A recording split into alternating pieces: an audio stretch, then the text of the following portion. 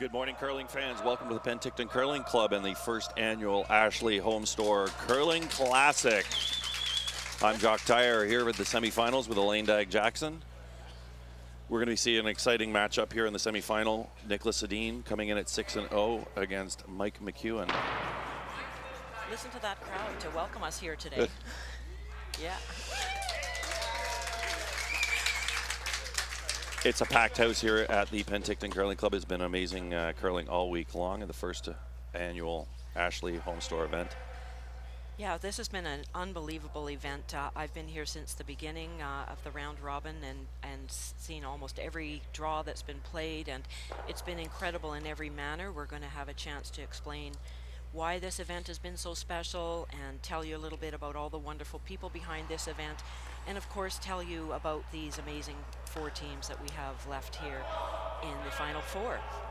It was a little bit crazy leading into this playoff situation. We had 6 teams go straight through to the playoffs, and then we had a 6-way tie for the last 2 spots, which occurred yesterday, and teams had to play a 2-team or a 2-draw tiebreaker, which made it an incredibly long day for some of these guys. Yeah, I think there was up to 4 games played yesterday by some of the teams, but it's going to make for a pretty exciting day today. You've got probably some of the favorites coming in. I think between the 4 teams that are out in the semifinals right now, there's only 1 loss between all 4 teams that are out there, so it's going to be really exciting action today. Niklas Edin getting ready for the Olympics. He's got an awesome team, a great lineup, young squad against Mike McEwen's Winnipeg team getting ready for the Olympic trials. Interestingly enough, of the tiebreaker teams that we saw yesterday, they had a long day, some of them playing 4 games. None of those tiebreakers ended up making it through to today's semifinals. So interesting to note whether that might have been fatigue or whether we just ended up getting the teams that were most prepared and playing the best. So we will see this morning how good they come out. It was a bit late last night. The quarterfinal did not end up going on until after 9 o'clock. So it's been a bit of a short night, and we'll see how ready these professional curlers are, almost professional, semi-professional. They're used to this kind of thing. So we have Team Edin has won the hammer in our semi-final game, and Mike McEwen is throwing first draw. Mike McEwen's team. It's amazing how much how tough it is to get the hammer. Mike McEwen was in the back forefoot by about 3 inches out of the button and lost the hammer. So Edin's team starting out with the hammer in the first end. 15,5 på deras.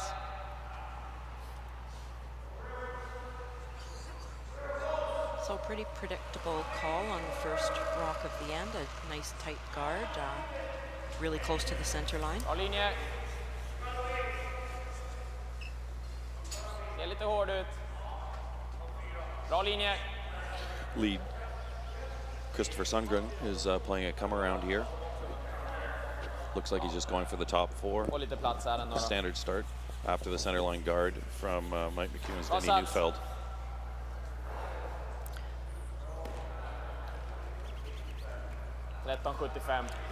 A little bit of a mistake there with that rock going deep into the house. Creates a little bit of an opportunity for Team McEwen right off the bat here. Looks like we've got a bit of a lineup change right here with the Edin rink with Niklas sweeping. Looking for back 8. You got room. Yeah, the interesting thing there, Jock, is that some of these teams that are either preparing for the Canadian curling trials or for the Olympics are trying a number of different things here this weekend, and Team Edin has been playing with this lineup here this week.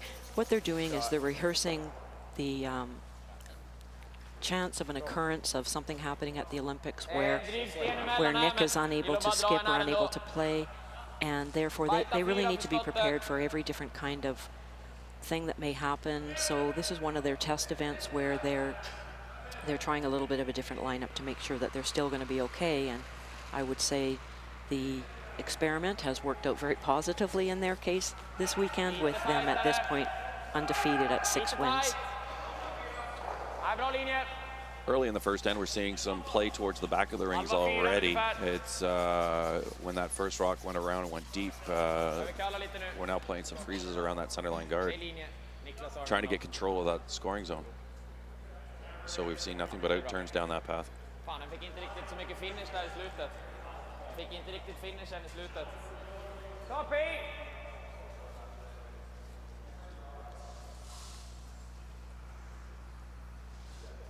So these are the shots that we have seen these teams play in the pregame practice. They each throw eight shots up and 8 shots back, so they get a chance to test out the ice conditions, and this is the path that they're throwing on. So they're very familiar with the ice conditions here in the middle of the sheet.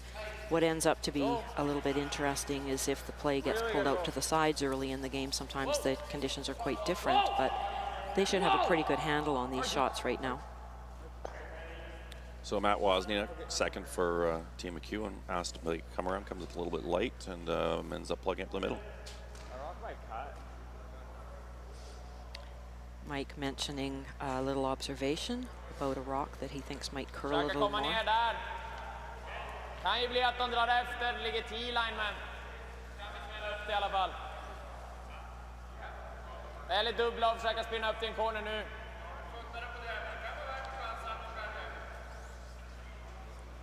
Ja, gör det. Ja. I den här så är det okej också. So it looks like we're going to see our first on the intern side coming around. It looks like a corner freeze is the call. With Team Edin trying to get a rock in position to make a move on it later. Right now, their access to the scoring area is pretty limited with that McEwen shot there, but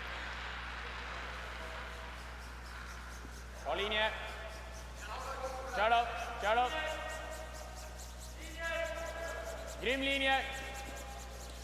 that second Rasmus ran out, throwing the intern there. this shot looks great. Good line on that one. Okay. Lovely shot, 2 right in there in the scoring area, but with Team McEwen having those 2 red rocks tight to the house, they've got a couple different options there to get out of trouble here with a few shots to come, so he's not too worried yet.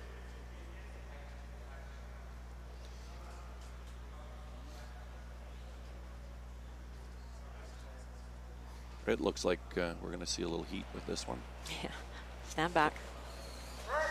Not too bad, playing the run back. Yep. Running his own red guard into the 2 blue is the call. Whoa! Whoa! So that was just a little bit of an under curl. He got one of them and left a little hole there, but that's consistent with what we've seen in the errors this weekend. If anything, with weight, that ice is holding a little straight, and a lot of waiting for curls, so there's been a number of under curls on those run-throughs.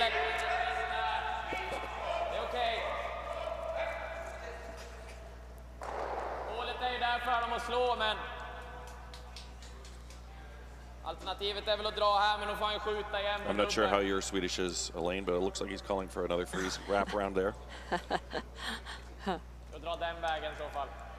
And the hand signals are helping us too. Just a little bit. Yeah.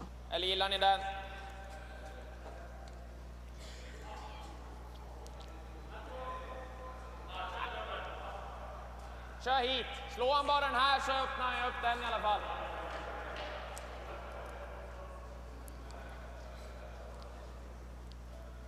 Kan ha lite avstånd. Här någonstans. Topp 8.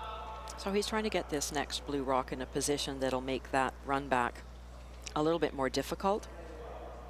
There's a few different options and room for a little bit of tolerance on this shot, depending on how the angles end up. Håll igång. Japp. Japp, it's tight. Japp. Whoa. Japp. Line looks pretty tight on this one. Weight looks awesome. Just going to paper by that guard. What a great shot. There's some great sweeping, and We don't get an opportunity to watch Nick Edin sweep too many rocks. No, this is a rare occurrence. It'd be nice to make this one. This game, yeah. Thought we were playing that, so okay, go for it, boys. It's firm. And again, it looks like Mike McEwen asking BJ Neufeld to play that run back. It's hard. Taking a little less ice this time. It's hard to tell how much ice he's taking when you can't tell which turn he's doing. Puts it right in the middle of the rock. Asks for a little heat. Maybe either one will do. Hard! So again, a little bit of a tendency with what we've seen all weekend here, that a line will look really good all the way down till almost the end of the shot, near the final few feet of the shot, and then it'll take a little bit of a jump, and that's the characteristics of the ice here, is that at the very last moment you need to anticipate that and sweep through that curl, or lose the shot at the very end. So that one just over curling slightly. Oscar Eriksson looks like he's looking at either just a straight back hit on that red one or a little maybe a roll inside.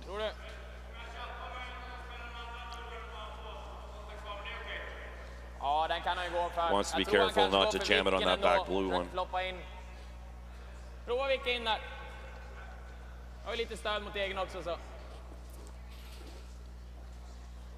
Looks like there's just enough room if he makes this perfectly to roll right on top of his own blue one and be perfectly protected, and also take away the double if he can get that inside roll. Whoa. Whoa.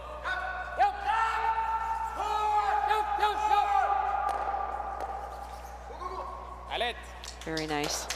Beautiful roll, but you know what's coming from Mike McEwen already. Same shot. Try and nut it.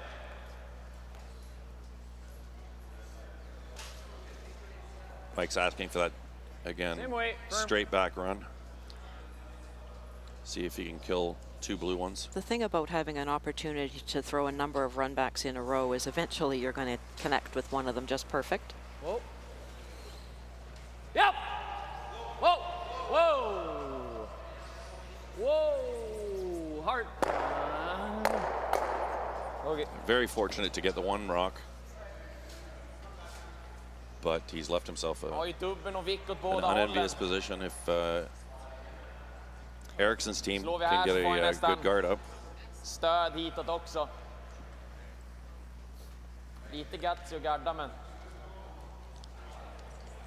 split. So Sweden sitting twos with hammer and shooting. Han kan göra det, men det är det eller så går för något sånt här. Men det kan ju bli en frysten för han också.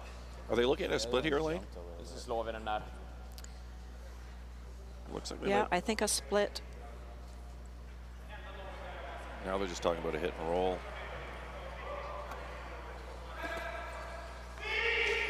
Kanske är garden.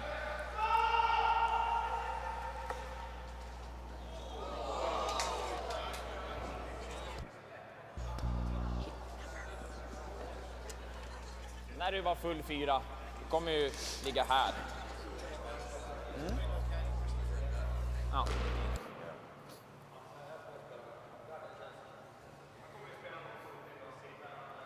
Eller om man får en dubbel på de bakre kanske han väljer det. Eller är det bättre att komma hit?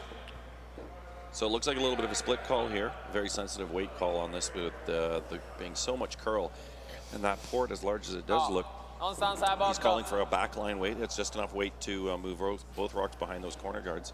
And this is a great call. It's not an easy call, Tror vi. but Mike has all sorts of options with those two short guards there. Roll either way, run throughs. You know, lots of different choices here. So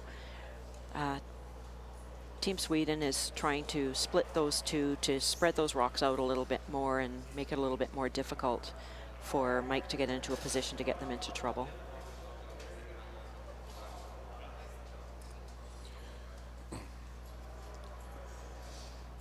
The ice was running, has been running really quick all weekend long, at about 14.5. And in practice, it was down to about 13.5. For, you know, club curling, 13.5 is a really great time. But in this level of competition, it means the ice is a little bit stiff to start for practice, so it makes it a little more challenging.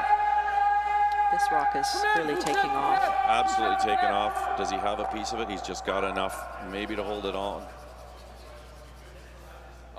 So he is lying. Eriksson is lying 3. But he's left an opening for Mike McEwen to draw in. He's looking at the run back. Just half, maybe.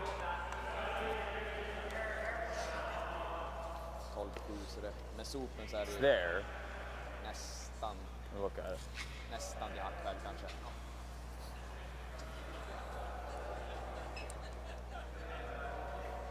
Well, yeah, I know. So Mike's surveying what he's got and whether he just tries the pick double. I have enough. I think that's probably the shot I should play. Just we've seen what hits in this path. We have a better idea. There'll be a bit of movement with the end. Thinking like a firm normal. Let's throw firm. Let's throw firm weight. Thinking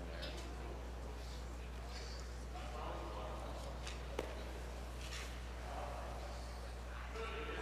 I think it's the right ice. So it's great when we get to listen in on the plan of not only what shot they're going to play, but also how they're going to play it.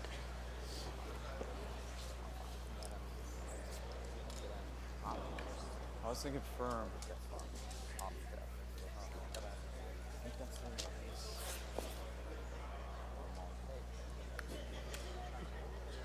No, I'm making the double.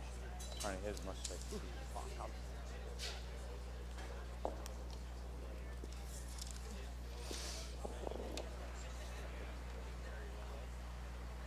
I think it'll tweak here a bit.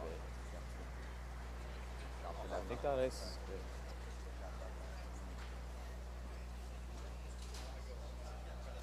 Looks like Mike's trying the intern hit for 2 or light. Sorry, intern double. Like Weight's not overthrown. And I mean, the key is how close he gets to that guard to see where if he can. Oh. And make the not quite the double. He was very fortunate there. there's a lot of skill in a player going down and not touching that rock, isn't there, Chuck? There is a lot of skill in that. When you're going at that speed on a hit, trying to stop yourself from running right into the rocks. But very fortunate there. He didn't catch quite as much rock as he wanted to, but he did push that second blue rock in behind his own red. So right now, Niklas Edin is lying 1, but they've got a couple guards to work with. Så now it's just a matter of picking which guard he wants to come around behind to try and score his 2 points. Matt Wozniak went down pretty hard on that shot. He's rubbing his knee quite a bit.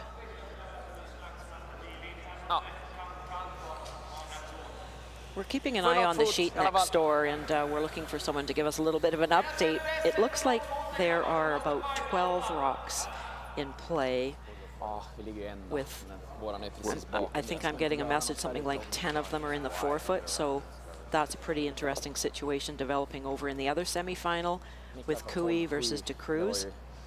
And we will keep you updated on what's happening over there, but there's going to be no blank end, that's for sure. I see only 1 rock out of play, and we're into skip stones. So De Cruz has hammer over there in the other game, and yeah, there's 10 rocks in the 8-foot. We don't see that very often in the first end of play. With these shorter 8-end games and having a little bit of practice beforehand, it's nice to see these guys going right at it in the first end. Linjen är grym. Lite plats, ta plats. You can see this coming down. It's got a lot of curling to do. And there's the late break. As expected, it's been like that all week, a late break, and they're going to try and finish that rock with the sweeper trying to guide it around behind that corner guard. Doubles there, B. So I think they wanted to get that tucked a little bit more behind that guard to make this shot for Mike a little bit more difficult. There's a couple different options there of what he can do. He's talking about maybe the double, Lite vid låga. but there's also a hit and roll available. Jag tror den hade kunnat vänta.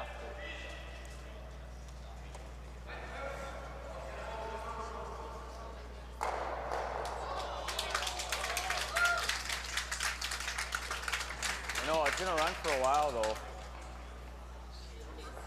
I think I like that ice. Yeah, bump.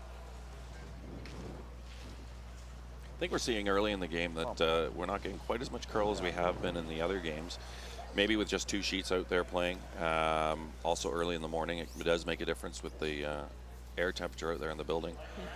But we're not getting quite as much curl. I expect it'll probably start a little more curl very soon. But still lots to play with. Just an inch, just a touch less.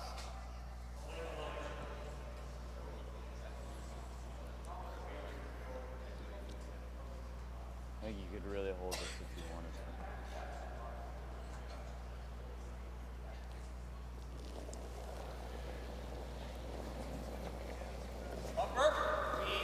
Close, clean. Clean. Clean. Whoa. Yep.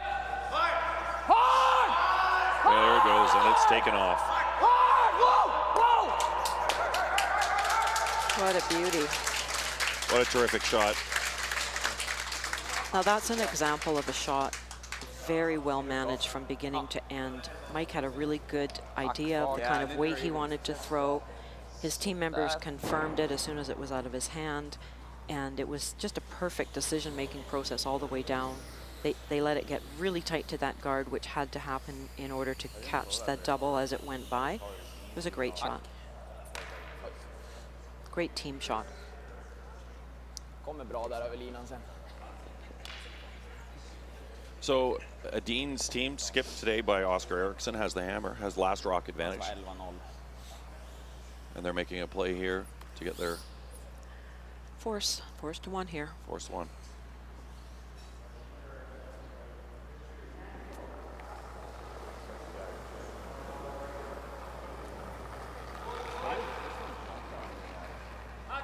Playing a real quiet weight, just wants to make sure he removes that rock from play and sticks around with his shooter. That rock's got a little bit of curling to do. Very predictable ice. Look at that break. And a lovely shot. And there you go. First on the scoreboard for Team Edin. Today skipped by Oscar. Ja, bra omgång gubbar. Fina dragningar där eller? And that's a good start. Over on sheet B in the other semifinal, where we've got Kevin Cooey playing Peter Cruz's rink, there is a lot of rocks in play, and it was interesting to note that that team probably started about 5 minutes before this televised game, and there is a mess of rocks over there, Elaine. There you can have a really good look at that. There it looks like De Cruz is sitting 1 with hammer. Fight 4. And there's a lot of stuff going on that sheet.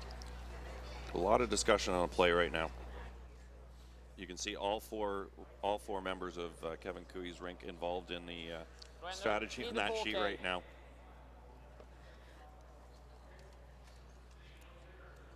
This will be Team Cooey's last rock here, so they're looking at how to maybe get shot rock, and definitely how to prevent De Cruz from removing too many of these red rocks. So 2 rocks to come there on that complicated end on the semifinal on the next sheet. Niklas. Ja, full 8. Kom igen. Bra linje. Kom igen. Länge. Järnet. So it looks like he's trying to play. Kevin Cooey's lining up a bit of an in-off there, running his own rock into his own red rock into the blue and rolling over on top of the other blue.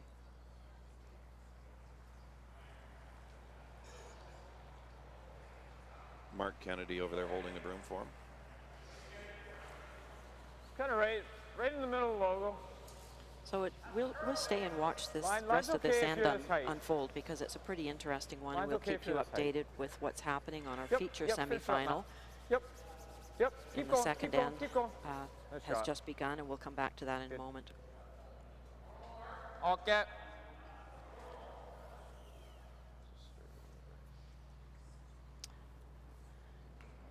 Kui just throwing that shot right now.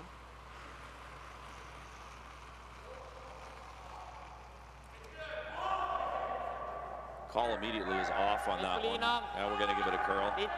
Bra linje. Oh, and he's moved a Lite lot of tight rocks kanske. around. And it looks like he's Ja, left lite tight. left himself lying one quite buried on the side over there, one red on the side. Yep, yep, yep, yep. But I see some opportunities for DeCruz. Peter DeCruz is the skip on that team, but he does throw second rocks with Benoit Schwartz Love to just come actually down throwing and last rocks. just move it in the open. Kevin's not too pleased about how everything finished up after that throw. Just draw weight. Interesting that both of our semifinals here involve one team that is clearly through to the Olympics in February, and that's Team DeCruz and Team Edin.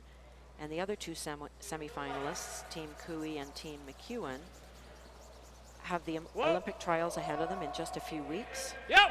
So two teams with two very different Hard. situations right now. Hard! We're hearing Hard! Keep going! Keep going! Keep going!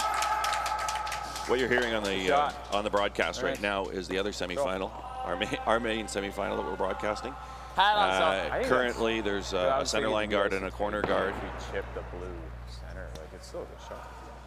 Throw. 11 kanske. Eller 10. 10, räcker vilken. Desi dit så är det bra. Eller ja, helst lite till, men...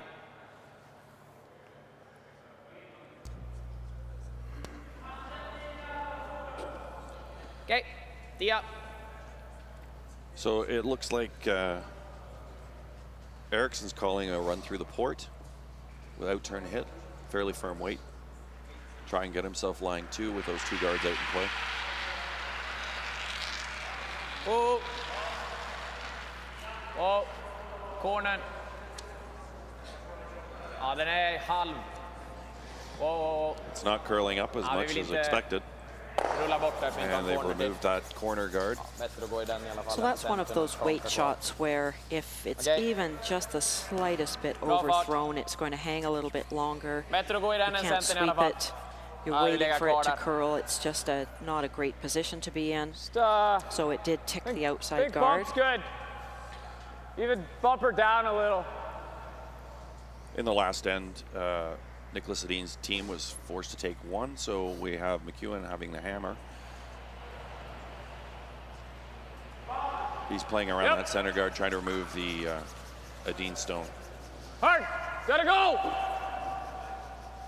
Hard! Hard! Hard! Hard! Hard! Keep going, keep going, keep going. What a great shot. There's the difference between a weight perfectly thrown on a little tap, Fine. Very good. just enough to allow sweeping. Minimum ISO, I think. 7. Försöka chappa bara. Lite utsida, gör rubben ändå. Kan spela mjukare om du gillar det.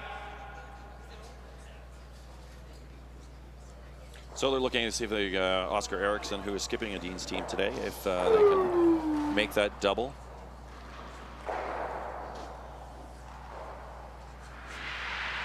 That's second, Oh, Rasmus Rana, 27-year-old. Wow, aldrig. Avrull. Okej, det är bra. Bra fart. Nice shot. So we'll just update you over on the other semifinal with all the rocks that were in play. DeCruz tried a double for potentially 3. Half in the 8. Ended up getting 2 points in the first end. That's a pretty big score to, in an 8-end game, to score 2 in the first end. It puts them in a pretty good position to defend. So we'll keep an eye on that, what's happening on that other semifinal over there. Back on our sheet, Line's pretty good. Mike McEwen made a great shot Line's to a bit force tight, actually. Oscar Peterson to make a hit and stick for his single Hard point. line. So McEwen's carrying the hammer, down Hard 1-0 line. going into the Gotta second go. end. Hard! Trying to wrap around this center line Hard. guard. Whoa, Looks like the whoa. sweepers just got it by. Trying to get the back edge rub. Just here. Okay. Wow, that jumped. Yeah, with all that late curl, if the probably- guard is this far out, Precis they need to stay in the framför front of the foten. house, otherwise that rock's Få going bort to den. be totally Lämna accessible. eller sarg eller något sånt. It is still accessible now, but at least there's a little bit of a Lite rakare decision här. about what kind Och of så. weight that has to be thrown in order to just get around that guard and tap that rock out. That guard's fairly long, so there's lots of room for curling afterwards. So I don't think, Och rent. in the grand scheme of things, that guard is a super effective one. Ligger bra, ligger bra, ligger bra, ligger bra, ligger bra. Härligt. Yeah, it's a pretty open end here, so there's still definitely a good Hänger ni upp poängen? potential Same for ice a is blank good for you. if Mike ends up feeling like he's moving towards being forced. He can bail out of this pretty easily Just nibble, with just one rock in play. For those of you who just tuned in, that was Niklas Edin throwing third stones. As they've shuffled the lineup a little bit with Oscar Eriksson skipping. Okay. Line's better. That's all you need. Just nibble 8. Line's better. Got some room. A little deeper. Danny, stay with this. Danny, So you can see how far they're Danny. getting by that guard to try and get it fully buried. gotta go, gotta go. Gotta go, keep going, keep going. Oh, shoot. Good weight. Ja, det är nice att stanna där, men det känns som där är bra också. Samma fart.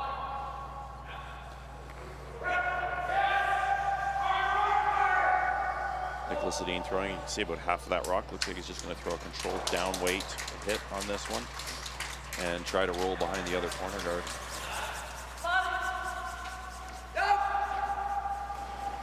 Whoa. Whoa, whoa. Ja.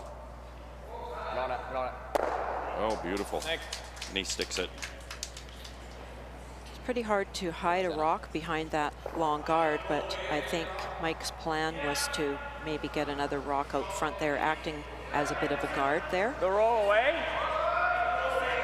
So he does have a choice as to whether he wants to go around that whole scenario Sure. there, but looks like he's chosen to hit and roll. There is a corner guard way out by the edge of play there. A little bit more of a conservative play, which is going to leave the blank alive.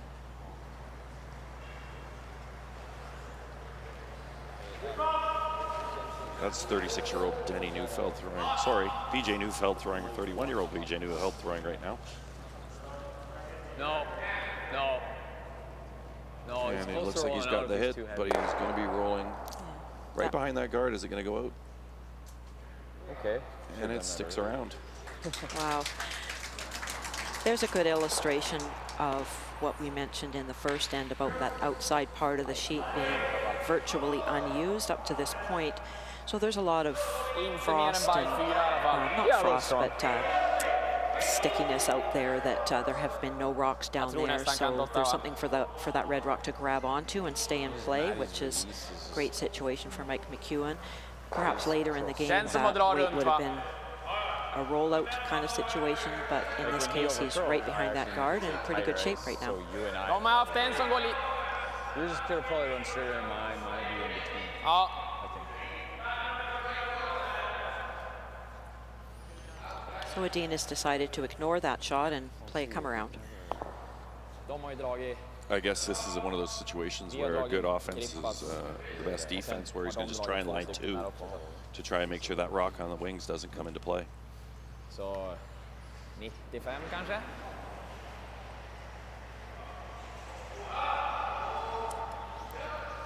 Yeah, in order to force McEwen to take one here, Team Edin needs to be sitting two with no possible of a double.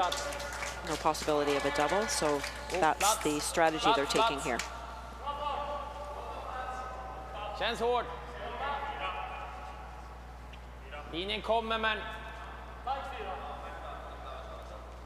Ralla om någon, men... Looks like the weight's picked up a little bit, Elaine. Yeah, that was a 14.4 second from hog to hog is what we're generally timing these rocks at. Yeah, I think That's a full second faster. You know, so what would you think? How many feet would you say that makes difference? There's definitely enough movement. You know, 5 to 10 feet from practice to now in the second end? Yeah, I think so. This is a typical draw time for this part of the game. It gets up to 14 and a half. Even a 15-second hog to hog can make it to the top 4 with sweeping. There's a lot of tolerance on the draw weight on this ice, which has just been really fantastic ice all weekend. I talked to some of the curlers and they said, you know, sometimes even a high 13s will stop in the house and up to a 15. So there's a lot of tolerance, and it's all in the sweep management and the judgment. So Mike is going to make a play at this. Fair bit of ice there. It looks like he's probably just going to play like a very down weight, tap that rock just out of the rings. I don't think he's calling too much weight on this shot. Try and give you back 12, back line, and calls back 12, back line. There we go.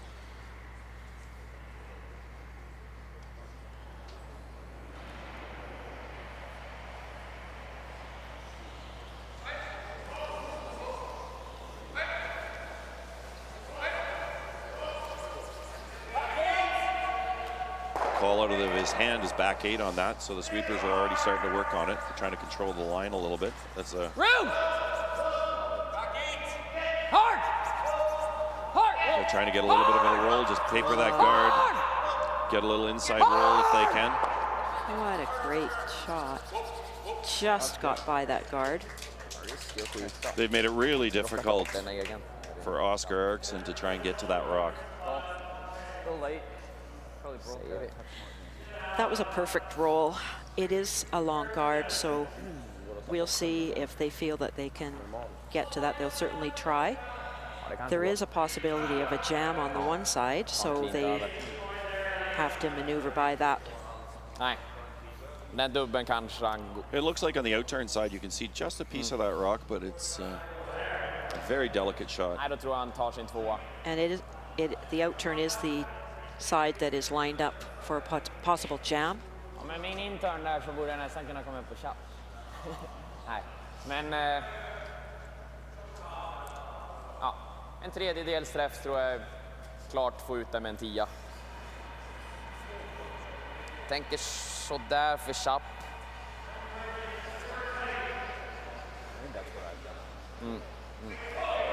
Vad tänker du för fart? Ja. Jag tror så där. Gå ner och se från känslan från hacka. Ja. Lots of discussion on the weight, I think, right there. Ja. Lite till. So that's a fair amount of ice for a hit type shot. So this will be a soft weight tap kind of shot. With a lot of communication to be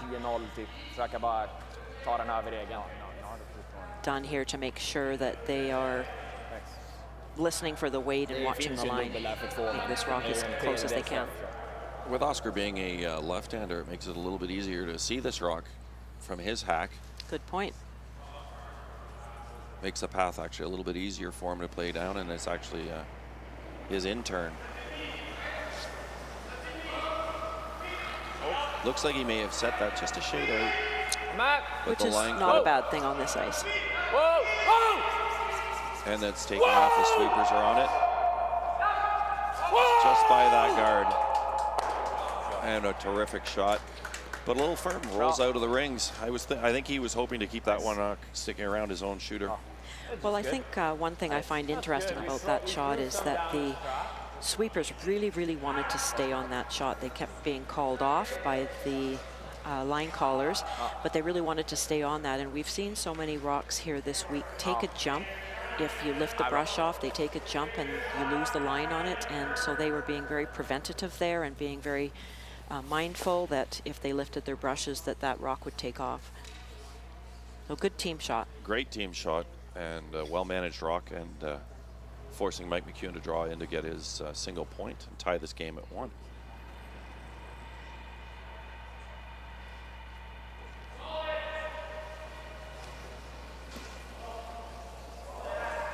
Oh, there, but line's good. Tell him. Hard. This looks like a good draw.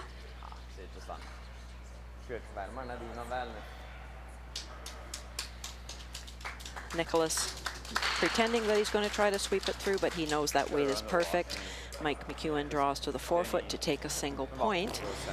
The game is now tied at 1-1 with Team Edin now taking the hammer again.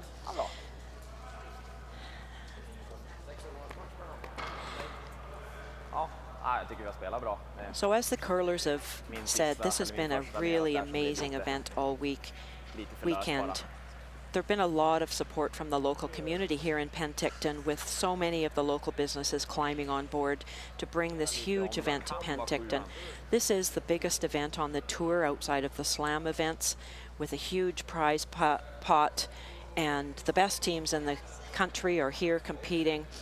Some of the great sponsors that are here supporting this spiel and have made this event possible is Ashley Home Store, supplying furniture and sponsorship, and 3 other huge sponsors that helped out to bring this event here to Penticton. New Floors with Brad Wood, Cascades Casino, which is right next door here, a beautiful facility, and Rona and Tim Hortons, huge supporters of this event along with many others.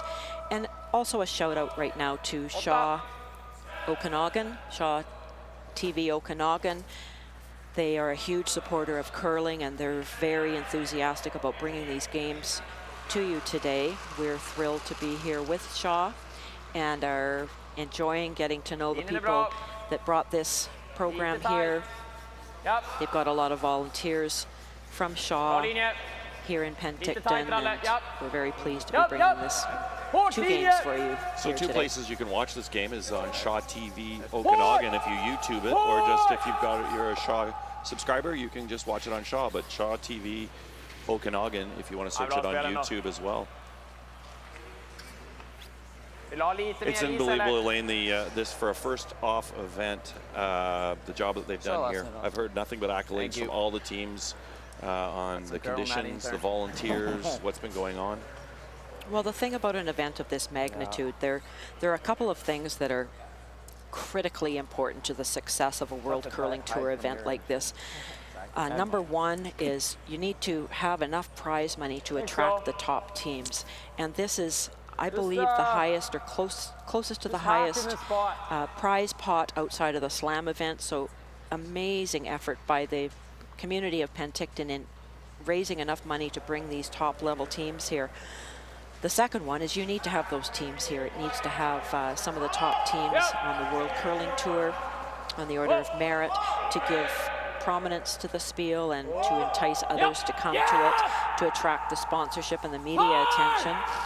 And the last one is the ice has to be fantastic, because the players and teams, they'll come once to an event that has a large prize pot, but if the ice is not great, they won't come back. It's as simple as that. And so the ice here this week, under the direction of Chris Jones, the ice maker here in Penticton, it's just been amazing. And the curlers have been talking about it. For a club ice event, it's been second to none. Money, ice, and the right teams here. That's a good formula. The perfect storm. That's a very good formula.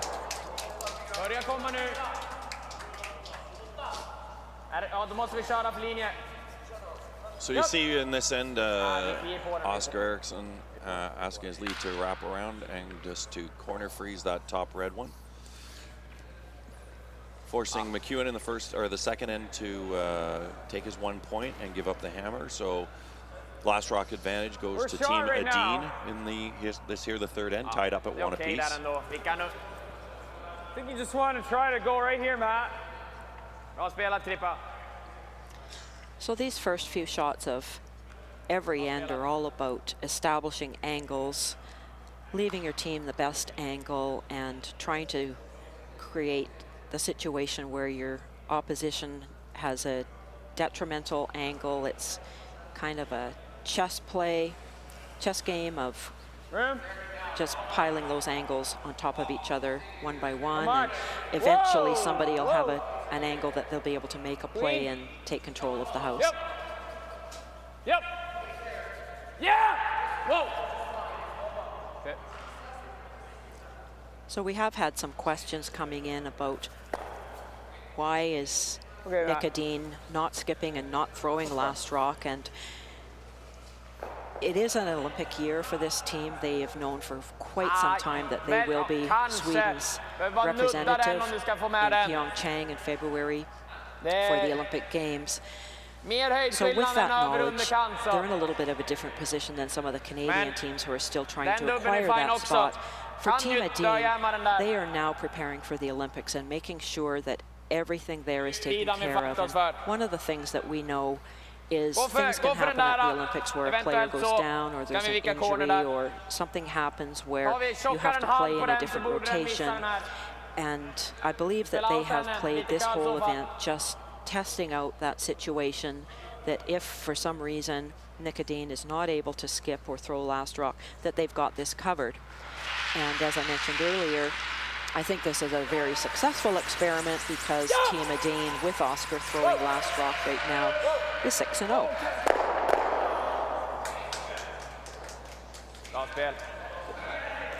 not bad. Nice run back there with two red stones kind of controlling that zone right now. Missar med 3 centi där ungefär, där nere. Lots of rocks to come, but Mike's pretty happy with how this end is unfolding so far.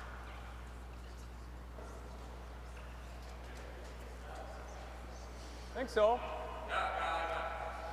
It's kind of top 4.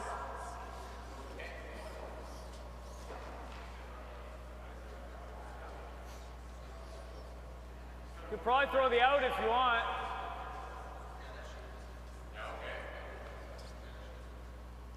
Mike trying to use that center guard out's fine. and play the out turn, hit on that red one and roll in behind the cover. Again, I believe they're trying to avoid that outside part of the sheet that's a little less played and a little less predictable than that band of ice going down. I guess around the middle of the 8-foot to the middle of the 8-foot is the ice that they've been playing all game so far.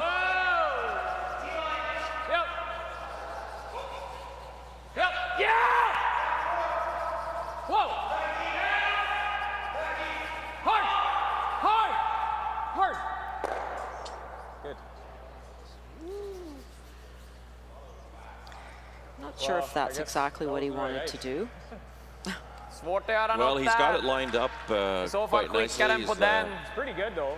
He's lying second, third, and fourth stone. Not in a rush to obviously have shot rock. And some good angles up there at the front of the house. It wasn't exactly what he called, but the result was quite good. It looks like those two rocks are beside each other, so he's got a couple ways to get to that shot rock if he needs to. And I think that's what Oscar is worried about right now, is to try and change those angles, make it not so easy for McEwen's team to get in at that shot blue stone. A lot of discussion going on right now between Nick and Oscar. I guess that's to be expected. You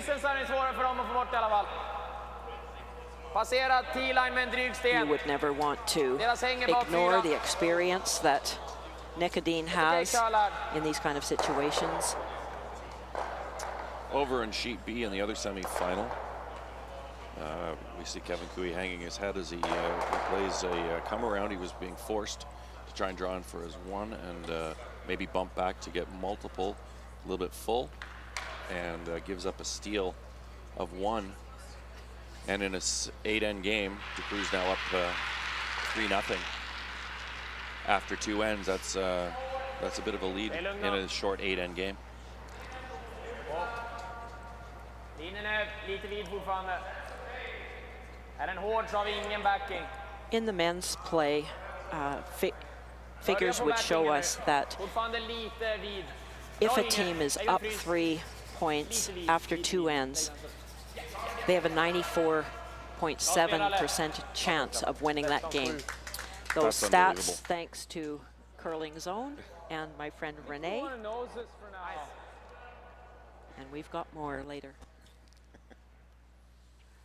You can make it rolling a little. Right in the nose is fine. Deal. So Team Edin makes a nice corner freeze on that McEwen stone on the wings. It looks like Mike's asking for a hit and a little bit of a roll. Just wants to catch the inside of that, roll behind the cover. Whoa.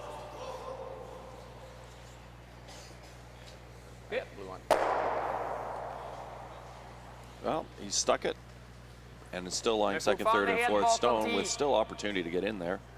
And it looks like the same call for Edin to throw into there. I think Mike might be waiting for that rock to get a little higher in the house before he goes for the roll.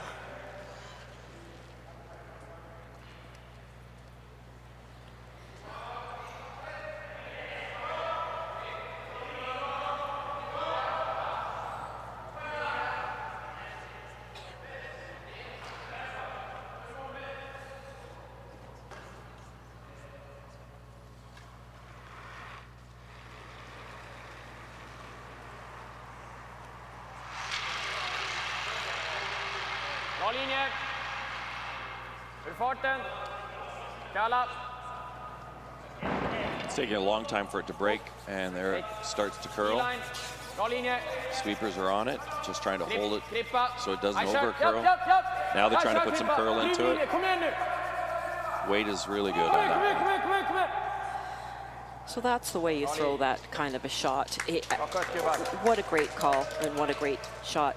Draw weight, if you throw within the tolerance, then you just put it in the hands of the sweepers to manage it right down to the perfect spot. And with the tolerance thrown in that shot by Nick, they were able to let that rock run along, wait for the break point, and then just basically place it where they wanted to because it had enough life left in it, and they got on it right when it started to break, and they're able to control the path right to the exact position that they wanted. So that's a really great example of how to throw and make a great draw. So Elaine, you've said it a few times, manage the stone. Is that what you're talking about, what the sweepers are doing with it all the way through? You're either just hammering this. Yes, there's so many decisions to make along the way and so much information to exchange on every shot, but especially a draw shot, and especially a draw shot that has other rocks in play or implicating its final position. So, you know, the sweep, the first call will come from the thrower, and they might provide a little bit of information about what they think they threw, if it was close or if it was a little up or down, or maybe something about the release. And then the sweepers start making their decision about what kind of influence they're going to have on that shot to get it to its perfect destination, because they're going to have some play in that. And if it's not perfect, they want it to be as perfect as can be. So it's a constant decision making all the way through the life of that stone to decide the combination of the weight and the line, and that was just an example of some really great decision making. The line caller is providing a little bit of feedback of where the rock is, but those sweepers know, they know where they have to get that rock to. Let's listen in and see what Mike's thinking about.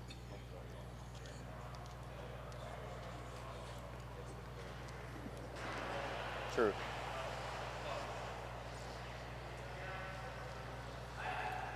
Mike, Well, I what do mean, you think? I played on my first stone. I'm going to have it anyways. I think it's all about the timing here. That's what he's discussing. You know, what shot, when does he go after that shot rock? I hate this situation here. But I don't mind playing it now. Like, what's your gut, Matt?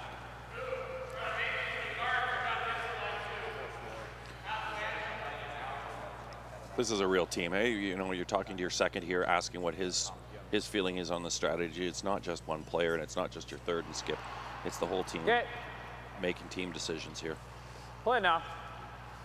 It's a good point, Jock, and you don't get to that point in a team building or team dynamic without a lot of work Think of the going easy into weight. that. They've been in these kind of situations We'll get some curl here. hundreds and hundreds of times, and so that conversation is easy to have out there. It's not I like mean, we could somebody's play doubting the out somebody. 'cause It's we've just a seen it. conversation.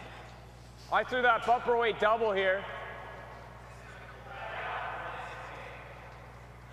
Yeah, but I know the ice. Okay, throw this. We'll get a bit of curl. Easy weight. So it sounds like they've talked him into playing the intern over here, which he doesn't feel quite as confident on the line call.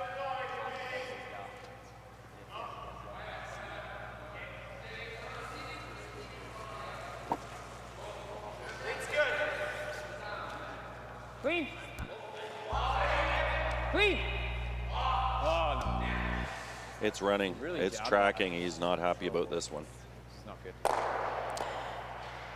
I think that might have been a little more weight than they expected. Either that, or he may have just directed a little bit. It sounded like, Outward motion. yeah, it sounded like BJ Newfield right out of his hand said I jabbed it a little bit, so which means he's tracking it. It's going to track a little bit more. Here we go on the replay, I guess we should have waited. and you can see the sweeper's backed right off on that one. It just stayed out there the whole time. So obviously he got that rock. He just kind of directed it right at the broom, and it held the line a little bit longer than they wanted. Contrasting examples on those last two shots for Team McEwen with the perfect, or with Team Edin with that perfect communication of managing that freeze down to that outside shot, and then Team McEwen having the shot basically taken out of the sweeper's hands because of a little bit of a release issue at the end of the shot that made it unmanageable. There was just nothing that they could do with it with that small error. Elaine, would you call this like release sensitive ice? I believe it's release sensitive ice. It is a little bit, the break point will change significantly if you direct it outside a little bit, and that's not a bad thing. You just need to ice for that and make sure you don't overthrow it. It is easy to control it if you are out of the hand, if you're getting what you requested and what you expected. It's quite easy to manage, or at least manageable. So it looks like Oscar is asking third Nick Edin to just come down to that rock. It looks like the call. Maybe just bump it back a little bit so he can lie three. Which is going to leave some fairly big decisions for Mike McEwen, because he's going to have a couple of rocks behind the tee line, and still the opportunity of a center guard with a rock only in the top 8 foot. So he's going to have a decision as to whether he's going to decide to go for it or whether he's going to try to limit the damage here. So you can see, I heard right out of his hand, no for line, no for line. Sweepers are staying off this thing. They're waiting until it gets right to the nose before they give it a little sweep, and a bump back to lie three. Very happy, obviously, with that shot. We'll go back to the replay on that one. And you can see they're staying off that one, waiting for the curl to take hold. This is probably our only way out. Sweepers are just keeping it clean, letting that rock go all the way down by itself. So we have something to hide behind. It's our only way out. We're screwed right now. Another lovely shot. This is the only way to avoid giving up 3. Otherwise, we're giving up 3 all day. So Team McEwen is well aware that they are in some significant trouble right now without the hammer. Let's say make this out turn to here. That's there. It's there. This?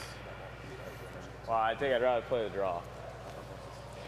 Om man spelar den nu och gör den, frågan vad man gör då. Man försöker dubbelskjuta. Kommer något på innan. Kind of like rattle it in here. En trippen och få bort ryggen, det är fan rätt nice. So Mike's got 2 shots left It's one here. or the other. Whatever I call, So he's just trying to figure out what he wants to do with this first one to set up for his second one to get out of this end. He's looking, probably still he went giving up from 2, looking in really good shape, lying second, third, and fourth. it's not the end of the world. Now This is. Oscar's got if we go himself this set up route, quite nicely it's all to or be nothing. lying 3. And Mike's in This a bit is of either trouble, steal or give up 4. especially since he doesn't have the hammer. Okay. Just a shade high, and might get lucky. Might be able to get through him. Just a sliver high. You can see Mike's looking at the run back. It's never good when you're running the opposition into the opposition. You'd rather be running your own rocks in there. Definitely. I think he's now decided to see what he can do and clean up on the first one, and then he'll have the same decision on his second one, depending on what happens here. Well, he's got a bit of an advantage with that shot stone on the side being behind the tee line, so he's always got that to get out of this end if he can make a brilliant shot with his last one. And we'll kind of roll our shooter just about a rock. Because it's only a sliver high, not even that. And in addition, he's talking about where he wants to leave his shooter. That'll give him one more option of one more rock to try to make better on his next shot.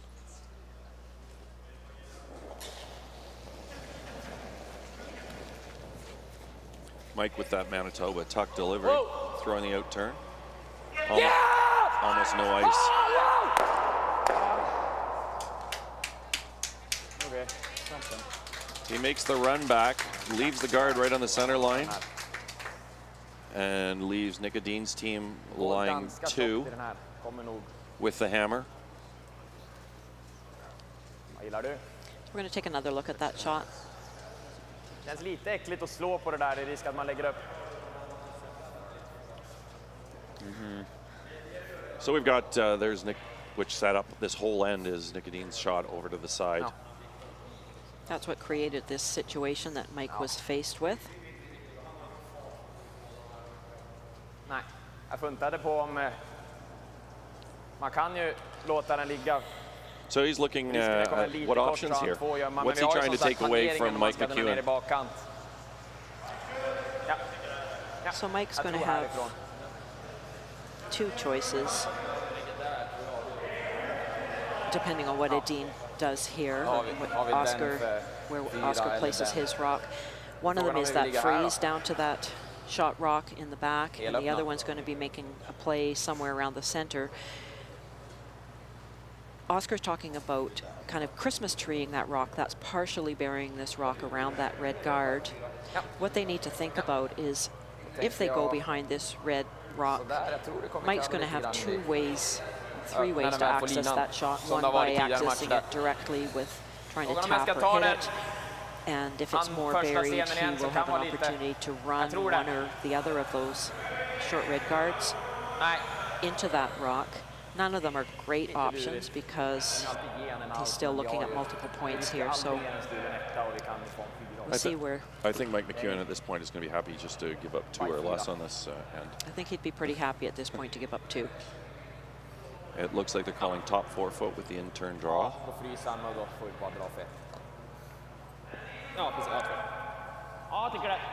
And again, I think this is one of those rocks that has to be really well managed. You want to make sure that you give it enough room around that guard. We saw earlier that you have to clear the guard a fair way so you don't come out the other side. Definitely critical that this rock is in front of the tee line.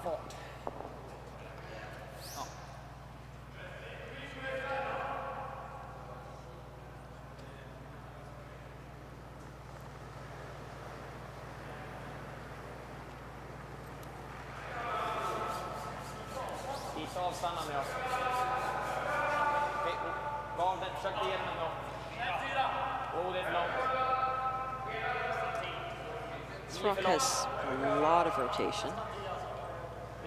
14.5 seconds from hog to hog, which should be perfect. It is gliding quite a bit. And it's looks like it's open. A little bit of it anyway. No sweeping whatsoever on that shot. Would have been nice to be able to have a little bit of management to articulate a little bit more precisely where exactly they wanted that shot to go. So that's one of those situations that you want to involve the sweepers and bring your weight down. Don't want to throw it perfectly. You want to give your sweepers an opportunity to guide that rock to its correct path. Yeah. So Mike's seeing an opportunity. He's actually going to give up the one and just freeze to that top one, and then see if Oscar has the ability to get another point in there. Yeah, this is a good call. It's probably the must call for Mike at this point. It's got to be a perfect shot. If Mike makes a perfect shot, then he has created a situation where Oscar will have a more difficult shot to try to get a piece of the full 4-foot or a piece of the button with Mike's shot a little bit to the left, frozen, but a little bit to the left of this blue shot. So it's going to be a very small piece of the ice that Oscar will have access to as long as this shot is perfect. If this shot is not perfect, then you're leaving an opportunity of 3 or possibly 4 points. Danny, it's your stone. No bounce. Hard. Oh, that's a terrific shot. Sweepers managed that one beautifully. Right. Very nice. For a perfect freeze. There isn't even, it's such a brilliant shot that it's not even a question. There's no play on it at all. Yeah. it was perfect, and the sweepers were very confident about their judgment on that. There was a little bit of question, not panic, but a little bit of angst from the line calling about whether that rock needed sweeping and who should be sweeping it, but those sweepers knew exactly what they were doing. So you could see them switching at the last moment there to get every last little bit of curl. And just nuzzled right in there, right on the nose. Yeah, that was a lovely shot. That's a game saver. So now, today's skip and last rock thrower, Oscar Eriksson is throwing, trying to get a piece of the button.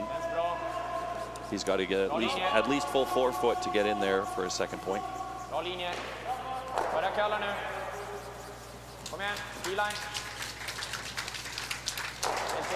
You can hear Edin calling T-line, no for line. And he looks a little bit heavy. And does it stick around in the back? It's close. Oh. Do you think there's Ja, jag får gled fram på. to get around a Ja, corner? bra omgång igen. So from our angle, we are not quite sure whether that shot was made. I think it was.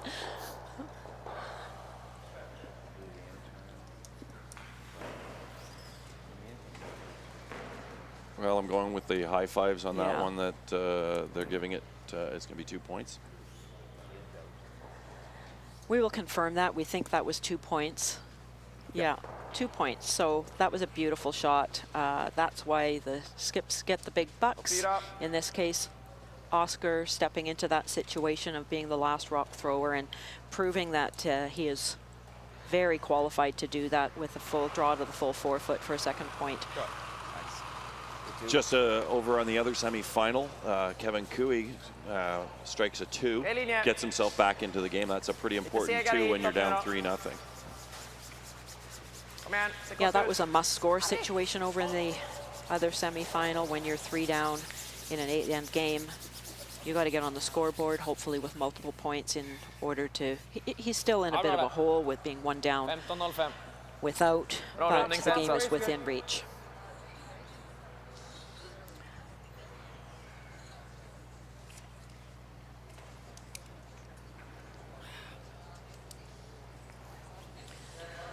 So this bonspiel began with 4 pools of 6 teams in each pool. Each of the 6 teams played the round robin within that pool, so they had 5 games with the top teams advancing into the quarterfinal. So it wasn't the top teams from each pool, it was the top teams overall. So no matter who you played against in your pool, the win-loss record overall advanced the teams to the quarterfinal. And there was a little bit of a complication after the round robin, and a lot of people here at the Penticton Curling Club running around figuring out what was going to happen at the end. Required 2 tiebreakers yesterday. Some teams were had played up to 4 games yesterday to get all the way to that quarterfinal yesterday to determine the last 2 teams to make it into the semifinal. And today we have the final 4. Tap it which, to the back house. interestingly enough, none of them went through that tiebreaker situation yesterday, so maybe a little bit more gas in the tank than some of those quarterfinalists last night that had that long, long day. But these guys are used to that, and they're happy to have an opportunity to play those tiebreakers. Throws a little bit of a wrench into things for the organizers, but Penticton here handled it beautifully. They had a great player liaison here with Matt Tolley and a great draw master, Cy Gladish, who organized the draw and looked at all the different scenarios. And then, of course, as always, Jerry Gertz was just a phone call away to make sure that everything that they're doing here at this event coincides and is consistent with everything that happens at any other tour event. You know, I didn't hear too many of the fans complaining about all those tiebreakers. They packed the building. It was a fun day yesterday. Lots of curling to watch, and they weren't let down. The fans were here out in full force, and the games were amazing. But we did end up with the 4 best teams, and as I said a little bit earlier, of the 4 teams out here, there's only 1 loss that's even occurred, and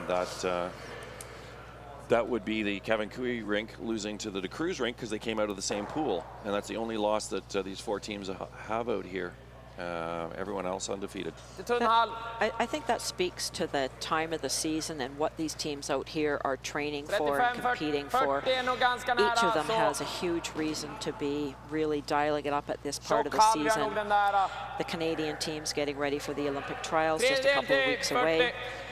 The international teams with Team Sweden and Team Switzerland, they've known for some time that they're going to the Olympics, but they are trying to put the finishing touches on their game to try out those last few things, to really feel like they're building confidence going into this part of the season. We can't forget about the two European teams also have the Europeans coming up, which are their qualifiers to get to the World. So they've got to finish in the top 6 at the Europeans to make it to the Worlds, with the men's Worlds being in Vegas, and the women's Worlds are over in North Bay, Ontario. Yeah, now I'm not sure for sure whether these are the 2 teams going to the Europeans. Sometimes a country will send another team to have an opportunity to play at the Europeans, but there will still be another determination after that time to determine which team will go to Las Vegas to the World Men's Curling Championship. Get it back here. So Mike McEwen is desperately trying to make something happen here. There were a few rocks in play, but that was quickly eliminated with 1 big shot. Okay. Det är väl hit vi inte vill, vilka långt, vilka har vi okej. So after 3 ends of this 8-end semifinal, we've got Niklas Edin skipped by Oscar Peterson today. Sorry, Oscar Eriksson today, up 3-1. That's what happens when I listen to jazz. A little too much Oscar Peterson.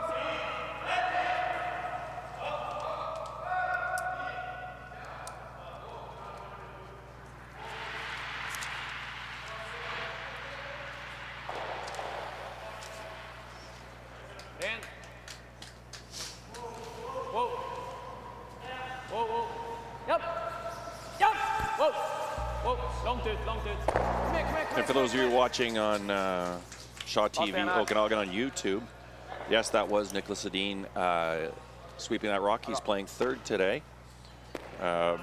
Changing the lineup, leaving Oscar Eriksson to throw 4th and call the game. I mean, I don't mind playing this. Trying something a little bit different for this event. So these athletes out here, they train to a huge degree, and you think maybe somebody like Edin, who has skipped all his life, skipped all his career, may not be equipped to get out there and sweep for an entire competition, but that's just simply not the case. We know for a fact that these teams have incredible workout schedules and plans and it's only a trick if systems in place. They've got training plans in every area of performance, and every athlete that's out here on the ice today is extremely physically fit. We're looking for here, Danny. In the case that they had demands beyond those that they would normally have in their position or in a competition. Your line's they're good. ready to play Probably gotta extra just drag it. tiebreakers, or they're ready to sweep. Gotta really drag it for height. If that's not what they're usually doing. Keep going, keep going. Incredibly gotta fit, go, gotta go. incredibly prepared, Okay, good try. working in every different area of performance and understanding each other's roles and responsibilities. You got to think this with Eriksson lying 3 right now, and Mike McEwen throwing up another center guard. That's got to show a little bit of desperation to try and score 2 points this end. Well, these athletes out here, these teams, they know the scoreboard statistics. They know how that scoreboard has to look after each end in order for them to have a chance to win this game, especially when they're playing the top teams in the world. Right now in these 4 teams out here, we have De Cruz ranked number 8 in the world, Hui ranked number 5 in the world, Edin ranked number 2 in the world, and McEwen number 6. So these are the teams that are well aware of these numbers of what has to happen on that scoreboard. And almost halfway through the game in the 4th end, being 2 points down against Team Edin is not a favorable position. Something has to happen here in order for Mike to have a chance to come back and win this game. And he's only got this end plus 4 more, or maybe 5 with an extra end to do that. So he's called a hit on this one, and he was hoping, I think, for a little bit of a roll towards the middle.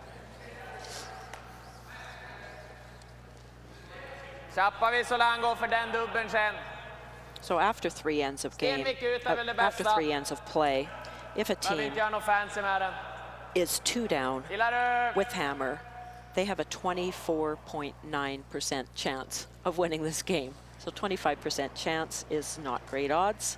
No, but it's better than the 6% chance that Kevin Cooey had being 3 down. Yes, and we'll stay on top of those numbers end by end. Thank you, Jerry Gertz and Renee Sonberg.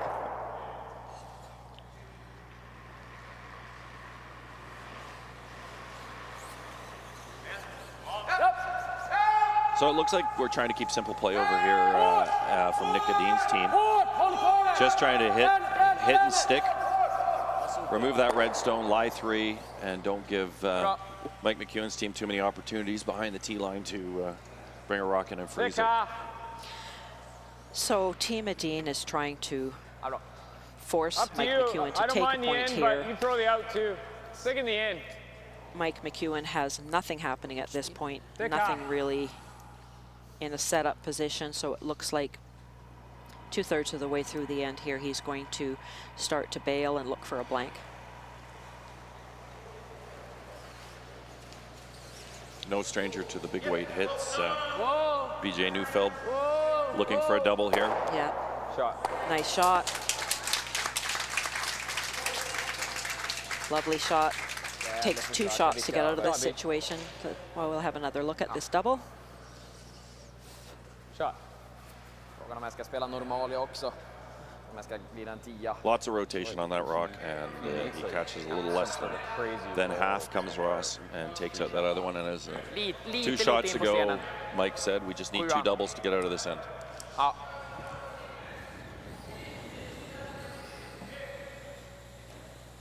More of the back ones is Kicka över till 4-fotskanten är väl ganska svår dubbel. Blir det tjapp så.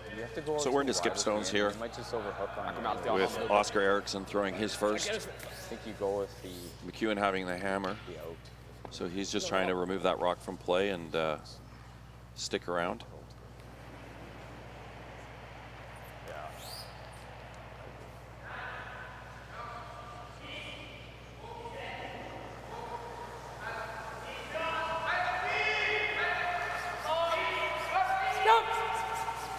Quick call for line. Very quick call on the line. Doesn't have an awful lot of that rock. Sorry. While that's not ideal, it's not a tragic situation. It just prevented Team McEwen from having to make a double. Elaine, with this rock being behind the tee line, is there no thought that goes on here with maybe playing a freeze to try and get your second point? Definitely that would be an option, especially since there's just the 1 shot there now. Mike could try that because likely if he played the freeze, they would smash and they'd still have the opportunity for the blank. But for some reason, Mike is, I think, pretty committed to the blank at this point.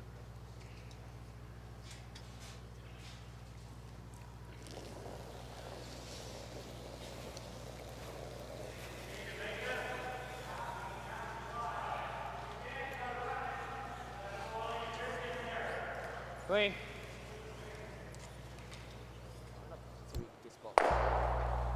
And he hits and sticks with that one, leaving not much doubt what to get called here for Oscar Eriksson.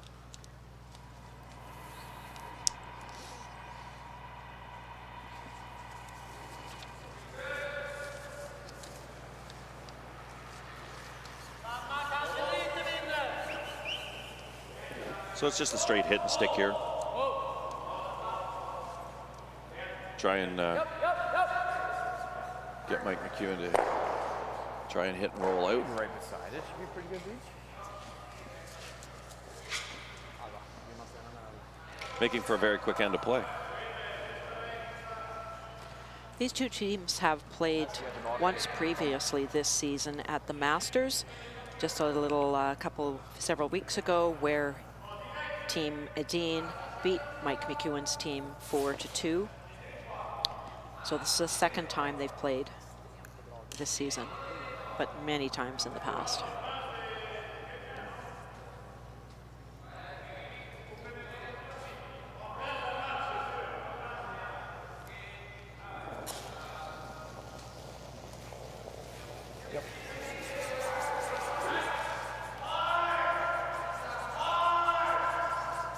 And it looks like oh, he does not get the blank.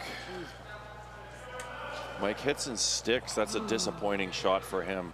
Hoping to retain hammer. Instead, what he does is he gives up lost rock advantage for just a single point, making it 3-2 with Edin having the hammer going into the fifth and up 1 point. So that's a very favorable position for Team Edin to be one up with, which is considered in control at this point in the game. And we know that when Team Edin is in control from end 3 on, they have a 100% win probability to date. Switching over to sheet B in the other semifinal, we have Team DeCruz up 3-2 with the hammer. They're currently lying 3 behind a couple, looks like 3, maybe 2 behind a couple corner guards there. It's in a tough situation. We're going to be throwing first skip stones, sorry, for Kevin Cooey. He's not in an enviable situation here, Elaine. It's no, there are quite a few blue rocks in there right now. Does he have an opportunity Guarded. to get in there? I think right now his only way of getting out of this is either that really long run back as a double or just wrapping around and freezing.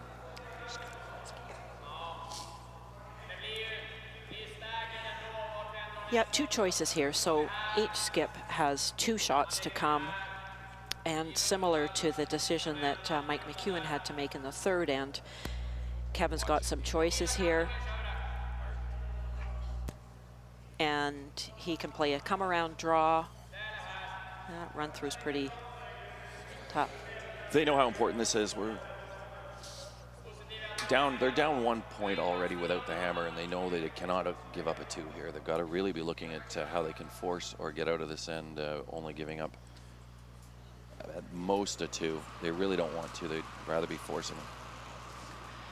So we'll keep an eye on that situation over there. They're giving it some thought, and we're coming back over to the feature game right now. So back over on sheet D, we've got Niklas Edin being skipped by Oscar Eriksson today, and throwing fourth rocks. They're up 3-2 over Mike McEwen's Winnipeg rink, and Edin's team has the hammer. As anticipated, Mike McEwen's lead. Denny Neufeld threw up the center guard, and then Nick Edin's team has wrapped around with one top 8 foot. Top call, freeze it. Mike's not panicking too much. He's going straight into the rings and calling for a freeze. While we watch these next few shots unfold, we want to thank a few more of the people that made this event possible here in Penticton. Some of the other major sponsors that made a huge contribution to bringing this huge World Curling Tour event to Penticton. Renaissance Investments, Cannery Brewing Penticton, and the City of Penticton, and the Copper Mug Pub. some of the extras that they've done here have been amazing as well. And the opening night, there was a big sponsor recognition night where the sponsors got to rub shoulders with the athletes, the best curling teams, some of the best curling teams in the world, and they had a lovely evening over at the Cannery Brewing. The guys really enjoyed that. It's something a little bit different, getting out of the curling rink for a few minutes and having a bit of social time. So that was great. And the people here at the Penticton Curling Club have been incredible in bringing all of these partners together in bringing this huge event here to Penticton. So you hear a little bit of applause over there. Kevin Cooey played a little bit of a run through, and still 3 rocks to come over there, so we'll visit back there later.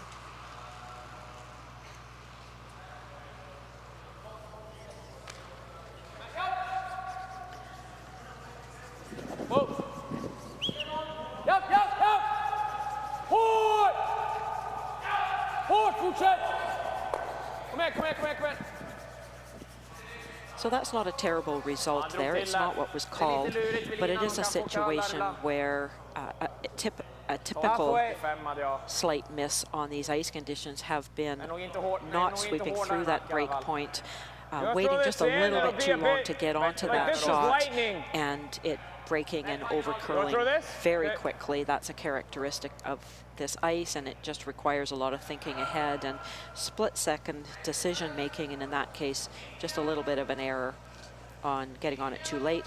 However, they are definitely not unhappy with getting that rock off the center line and ending up with 2 corner guards. Line's good. Pretty open play. That's the right now. curl.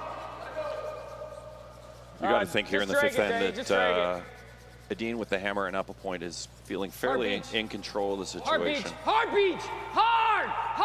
And they're really trying to keep that 4-foot path clear and visible for the skipper to get at least get their single, if not 2 out of this end. This has got to be a great segue. You think the Ashley Home Store Curling Classic for the Scotties coming up here in January of 2018. You know, the crowds have been amazing, the volunteers have been incredible, the curling has been awesome, and the ice, but you got to think this is going to put a little energy into that Scotties coming up.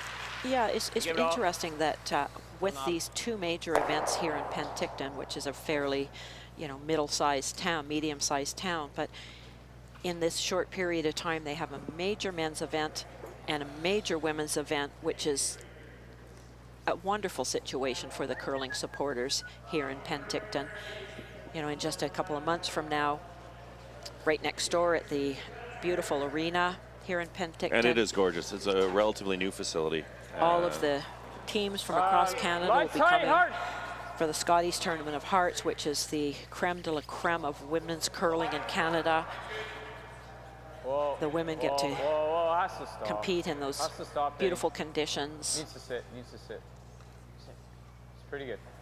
And the Scotty being a little bit earlier than in the usual time frame this year because of the Olympics in early February, which is usually the time that the Scotty would be on. So the Scotty is several weeks earlier than usual, kind of bringing forward all of the women's events across the country.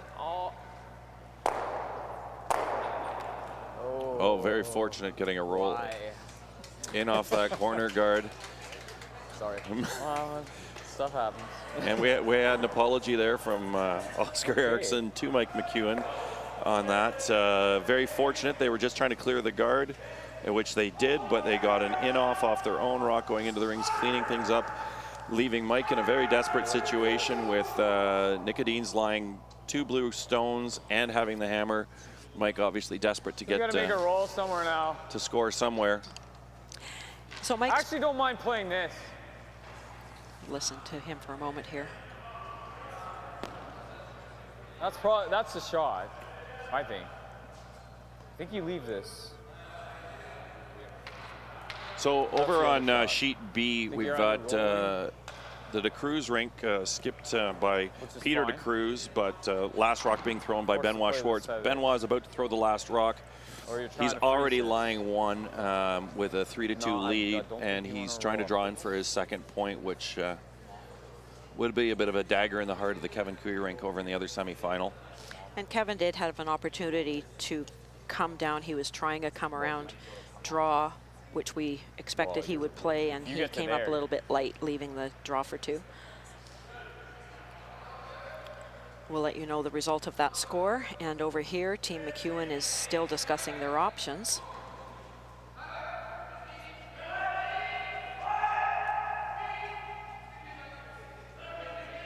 Looks like a well-thrown rock by Benoit, and Sweeper's guiding it all the way down. He's going to hit, looks like he's going to hit the button there and get 2 points. So over in the other semifinal, we've got the rink skip by Peter de Cruz, leading 5-2 over Kevin Cooey's rink from Alberta. And they're now going to be starting the 5th end. We've still got some discussion, heavy discussion here, because this is a turning point for Mike McEwen. They're facing a bit of an uphill battle over here on sheet D. Niklas Edin is up 1, playing the 5th end with the hammer, and line 2 at this point. If you accidentally don't make this, we're into 3rd stone, so we're getting late into the end. I'm okay with either beach.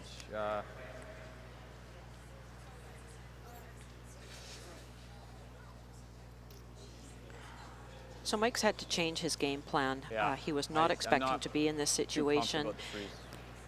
Before the little bit of a lucky break by Team Edin, where they had a outside edge rock roll into the house to be sitting 2 instead of the 1 that Mike was looking at. The situation is quite different when he's looking at that 2nd shot in there. So he's had to switch from, you know, really trying to get some rocks in play with the risk of only 1 opposition rock in the house, to now having to make some of those blue rocks go away. And yeah, I don't think Mike really wants to give up the 2 at this end, so he's doing everything he can to try and hold or even force Edin Stam to take 1.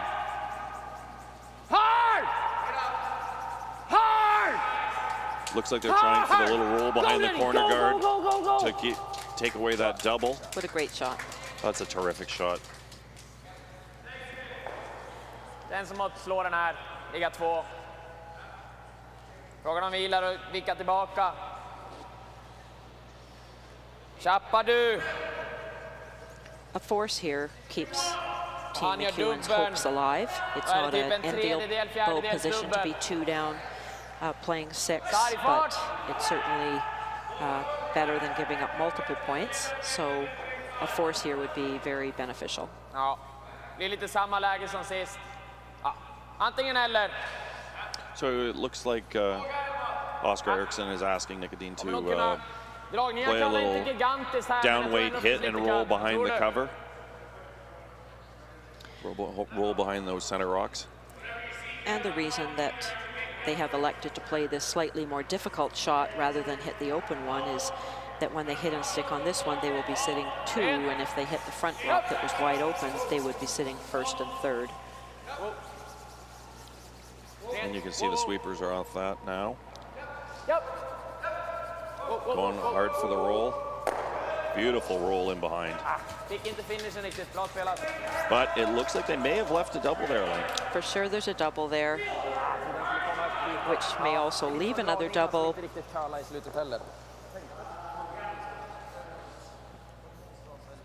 Is Niklas Edin's team looking for the blank here? Are they, you just got to make this. What are they? What's their objective this end? I think they're going to be completely fine with either choice, either you might be able to roll taking a blank behind ours, or getting 2 points. I'm That's what sure you're that they trying. are well aware of their scoreboard statistics of being in a 100% win situation to date this season, being in this scoreboard position. So I think their confidence at this point is very high. I think they'll look at every house situation and try to take on the least risk that they can.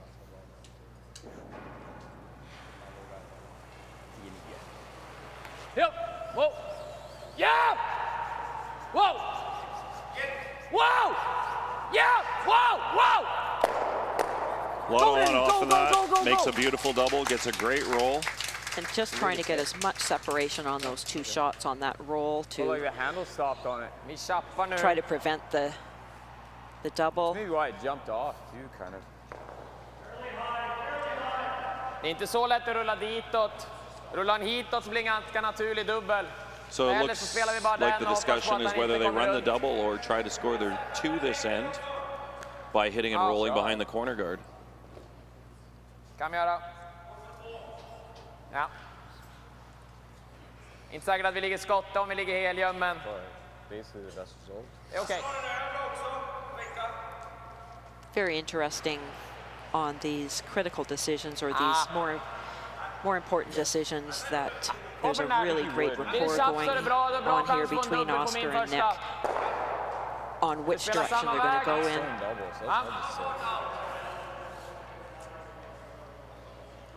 De står med samma fart.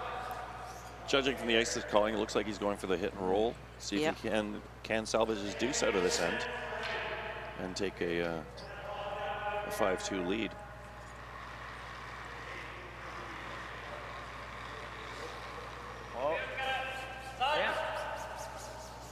Sweepers are on it fairly quickly and off right away.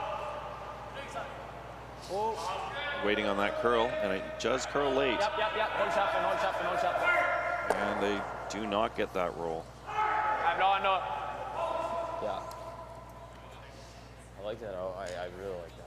I think they're looking for like. Det är okej. Bättre där än att råka rulla av. Och så. So this is the semifinals at the Ashley Homestar Curling Classic. I'm Jock Tyre. I'm sitting here with Elaine Dag Jackson.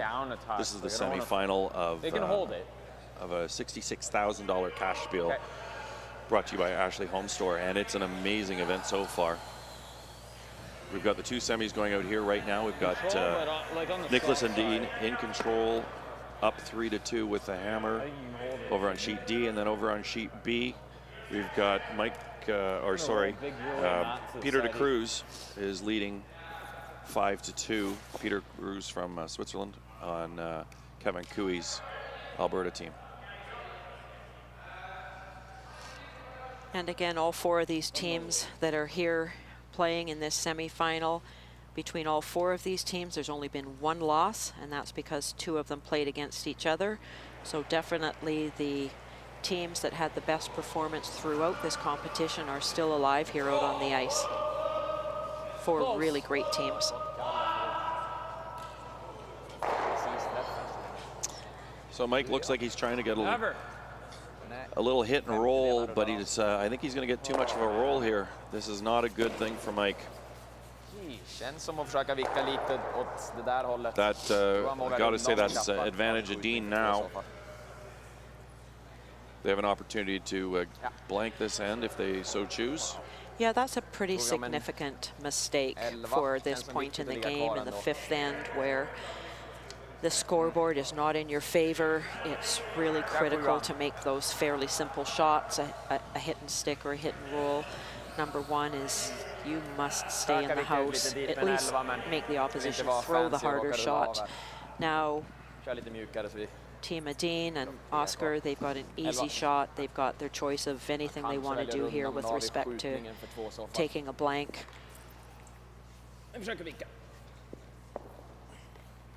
It's interesting sometimes when you watch games like this with two world-class, world-leading teams that one just seems to come out with a little bit more, I don't know, swagger or a little bit of luck and a little bit of confidence, and little breaks go here and there. So it's not that Team McEwen has not played well, it's just the little things that have happened that have allowed Team Edin to get in a pretty advantageous position at this point in the game, and you can just feel it out there. Team McEwen is still confident, is still very focused and giving it everything, but you can just sense a little bit of frustration and a little bit of, you know, the knowledge that they are not in a great place here. Both these teams came in at 6, so they're both undefeated, and they obviously 6 games under the belt, they know this ice pretty well. So you've got to look at what are the small advantages that they can get on each other. You know, and I think you said it earlier that the rock managing seems to be done a little bit better by Team Edin. Managing those rocks, maybe letting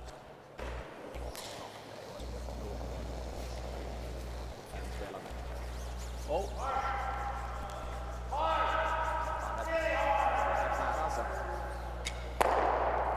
Yeah, that's unfortunate. Another rollout. Mike's own chance of preventing a blank end here was to have a big cross the house roll behind that corner guard, which is a very difficult shot, but they have to really go for that roll. It's no risk to them if they don't make it. They have to go hard just to the chance that they might be giving Oscar a more difficult shot to get the blank. But that did not happen. That rock rolled out of the house, and now it's a simple blank on to the next end.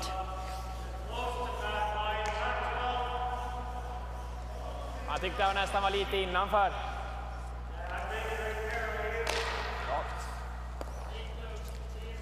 Okej. Det hände inget supermycket där. De var ju lite hård, men...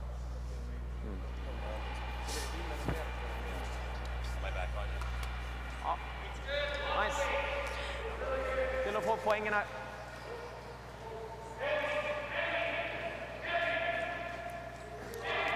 Yep. Yep. Okay, so we've got, we're in the 6th end now with Team Edin holding on to the hammer. The score remains 3-2. It's just a 1-point difference, but the scoreboard is definitely in Team Edin's favor right now. Easy.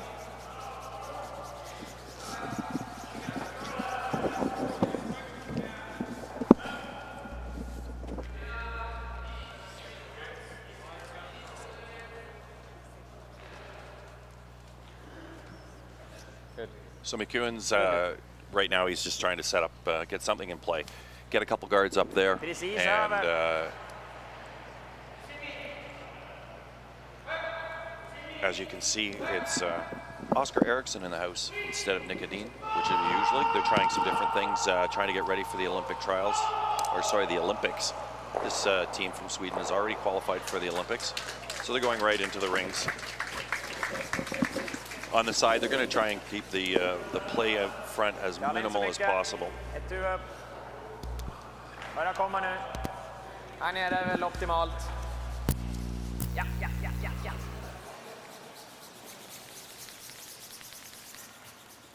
Harry. Vad skönt.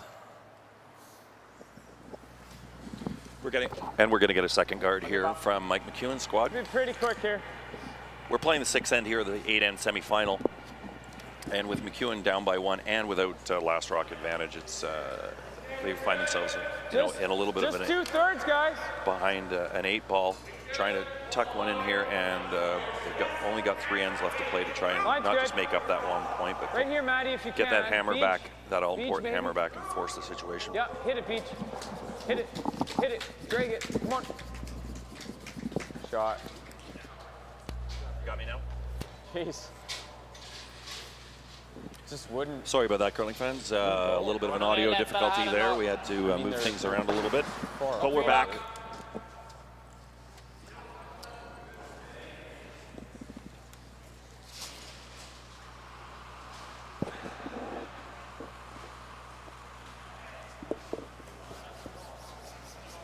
So Linjen är lite vid. Oscar Eriksson asking his Och inte linjen. second Rasmus Rana to tuck one in behind here. Ja, få in den då. Again, trying to get the play into the forefoot as quickly as possible. Kom igen. And you can anticipate that as soon as he gets an opportunity, he'll be clearing those guards out. But with this 4 rock rule, you're not allowed to remove any of the rocks in the free guard zone until after the 5th rock has been played, or sorry, until after the 4th rock has been played. Här sen. Yeah. I think so. So Team Edin in a very favorable position right now, being 1 up with hammer. This is a control situation for this team, and we know that 83.5% of the time, Mine's good. a team on the tour that is 1 up with hammer Looks like you got to go for with 3 weight. ends to go will win that percentage of time, 83.5%, which is extremely good odds. ice is getting. Okay. Well, So that one came. I don't know if Someone just he has got to out into be- the wings a little bit. He threw it a little bit light. His almost a 16-second, which we've seen 14 and a half being a top 4. Calling that one in, so kind of a bad break there. Is there might be a little bit of losing focus out there, a little frustration starting to show, not being as attentive to the details here. And as I said earlier, Oscar is looking to see how he can clean up these rocks out in the front. we know the ice conditions have been extremely consistent here, but it has been a little bit heavier on the outsides.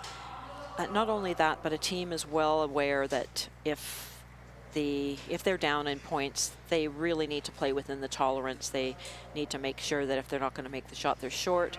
Now that is a pretty big missed opportunity of making a come around there. It's a lot of feet between a perfect shot and a okay shot.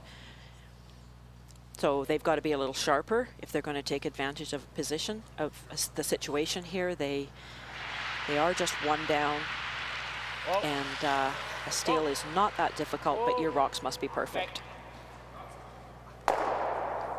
Kunde jag gått för mot 8 också, men missar man precis så stickar man på blå. Okay.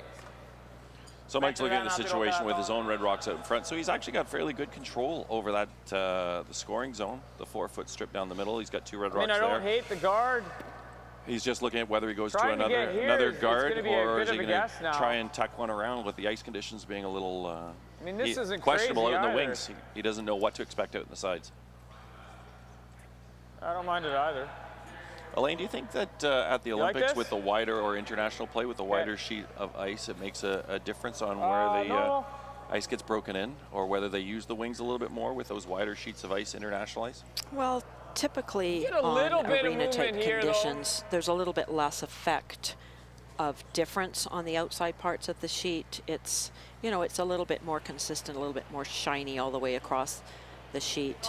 There are definitely a few factors that have to be considered when you've got that extra foot on the side of the sheets. Corner guards have to be placed a little bit differently, and you can play that outside in shot more easily. He's got the hit. Does he have the roll? He's rolling a long way. Yeah, it's a little bit surprising to see these small little errors Oh, I think it's the by Team McEwen. Risk, tar man lite tjock på den så tror jag den nattar kvar här. So we're looking at the replay over here, and you can see the sweepers are on it hard, and Oscar Eriksson is in there right away trying to Båda get de här that två one. täcker ju dragningen mot locket As he's ändå. allowed to sweep behind the tee line, he's trying to get that opposition Så även rock to om en roll nattar kvar, out and into the open, which it Så att det värsta has. som kan hända det är att den But now he's looking at clearing nattar away, den. again, clearing Den away those nattar center också. guards. Every opportunity that slips by for Team McEwen gives Team Sweden another opportunity to clean up a little bit more, and it's any one of those opportunities that Team McEwen has had. If they make a perfect shot, they're just putting more pressure on the other team.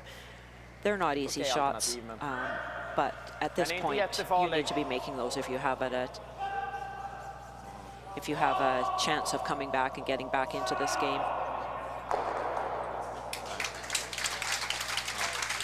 Over in the other semi-final, we just saw Kevin Kui make a nice double takeout. Jammar den, du He's still trailing 5-2, but he does have the hammer, and he is lying 3 at this moment. So things could get interesting over there on Sheet B in the other semi-final here at the Ashley Home Store Curling Classic. This is the semi-final matchups. Don't forget, we will be playing or broadcasting the final matchup about an hour after this game time starts at 11:45. Sorry, after this game finishes. So it's Ja.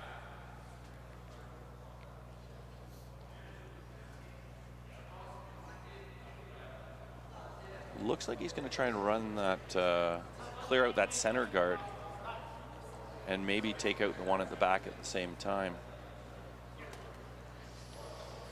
Yeah, I think that would be a little extra. I don't think they're too worried about that. It would be a bonus if they clip that rock on the way by. A single or a double peel here are also great. He's got his Yeah, own, and there he goes to the back one, and he does make Ollie. it. What a magnificent shot. Kills 2 corner guard, or 2 guard. kills two guards and the back rock. Mike McEwen's got to feel a little despair after that. Well, there's this thing called momentum in curling, and you can see it. What a magnificent shot. Kills the corner guard, kills the center guard, rolls all the way back, and manages to take out the rock in the rings and leave only one guard, and very much in control of the situation in this end.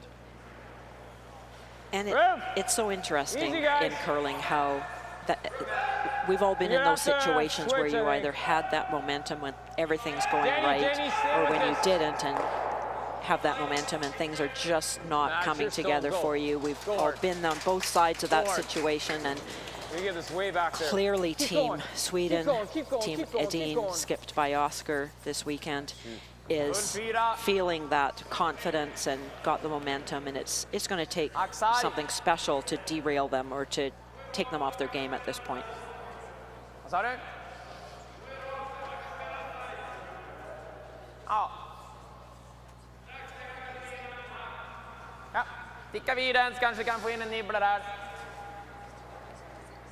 So just keeping it simple, not worrying about the guard, or if he ticks the guard, it won't be the worst thing that ever happened. He's going after that shot rock on the top forefoot, but he's playing it with a bit of a down weight, hoping to hold on to his shooter. If his shooter stays in play, then Mike has to deal with that. If he rolls out, then Mike gets a free pass to come around that guard. Bra spel, Niklas. Snyggt. Riktigt bra. Decision time.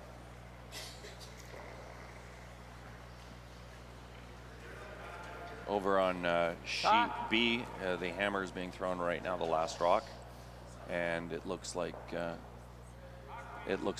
Kevin Cooey is drawing in for 3 points. After Benoit missed the double, he took out one. Benoit Schwartz throwing last rock over on sheet B. Missed the double, left a free draw for 3, and Kevin Cooey took advantage to tie up that game at 5 apiece. Huge swing in that game. Being 3 down is obviously a very bad situation, but now tied up with 3 ends to go, things are looking a lot more hopeful for Team Cooey. And back on our sheet, Mike McEwen doesn't get a great result. He's looking for a little hit and roll in behind. Instead, he rolls open.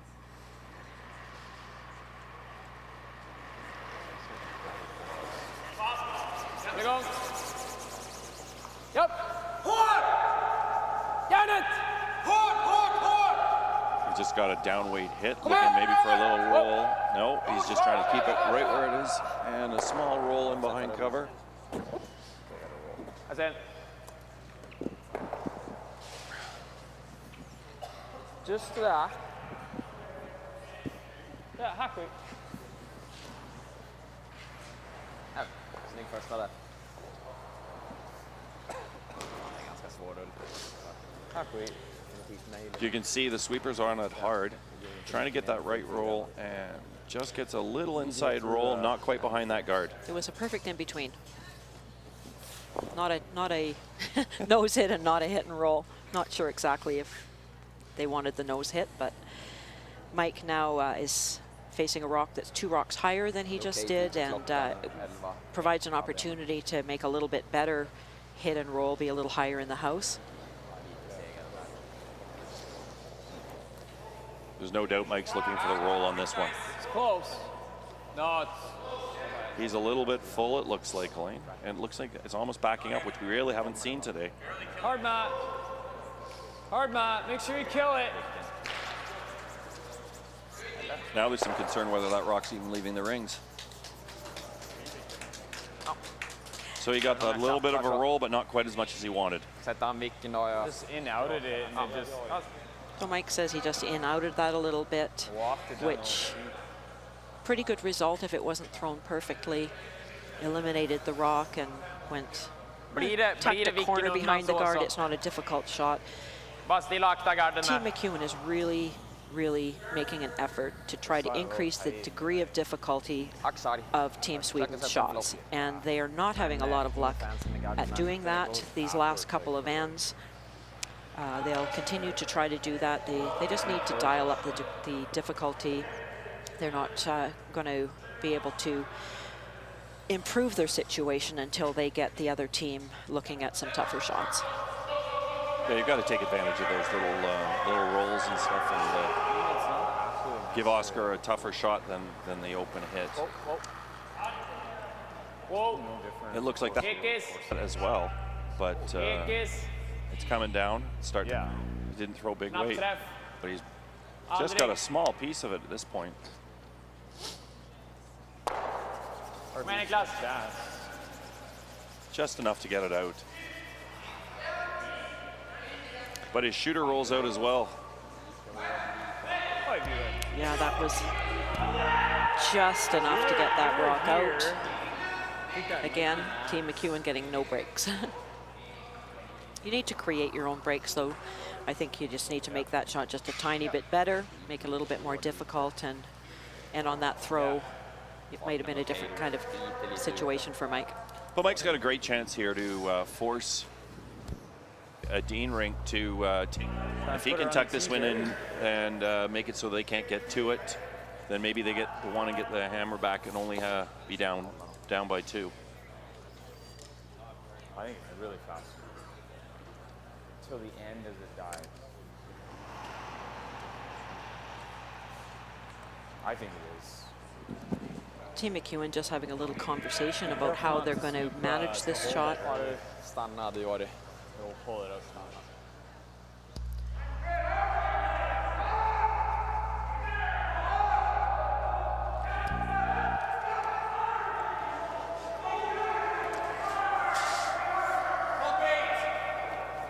I think this is the key part, right, where you wait for it to take that curl, and you've got to get by that guard.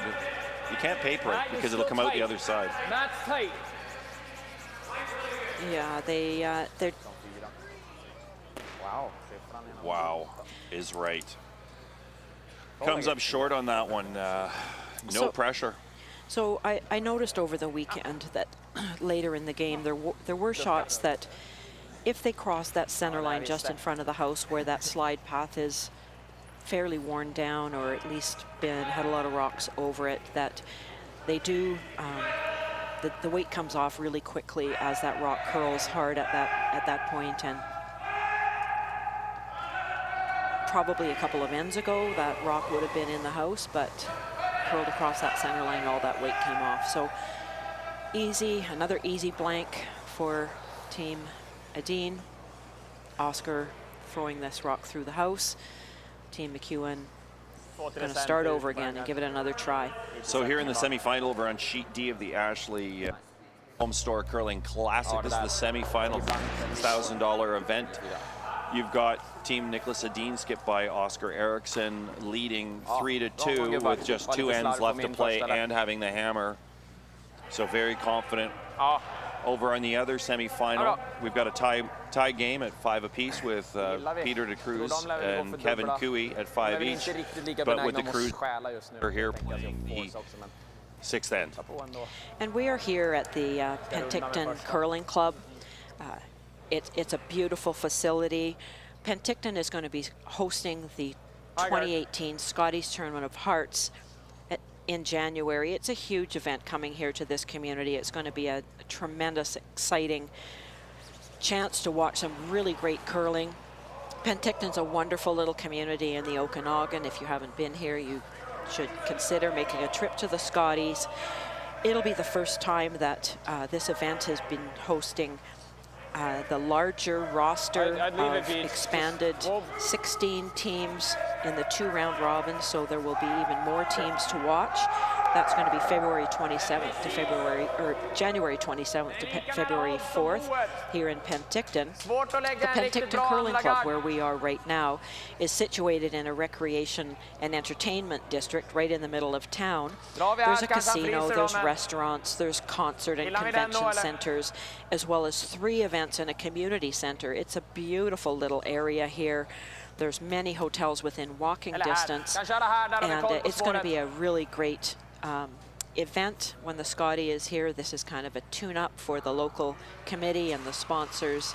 And if it's any indication of how this event has gone, the Scotties is going to be one not to be missed. So yeah, it's been a spectacular event. We're seeing a little bit of a change in strategy here. Ericsson's calling Christopher Sundgren to go to the wings instead of going around that center guard. A little bit of a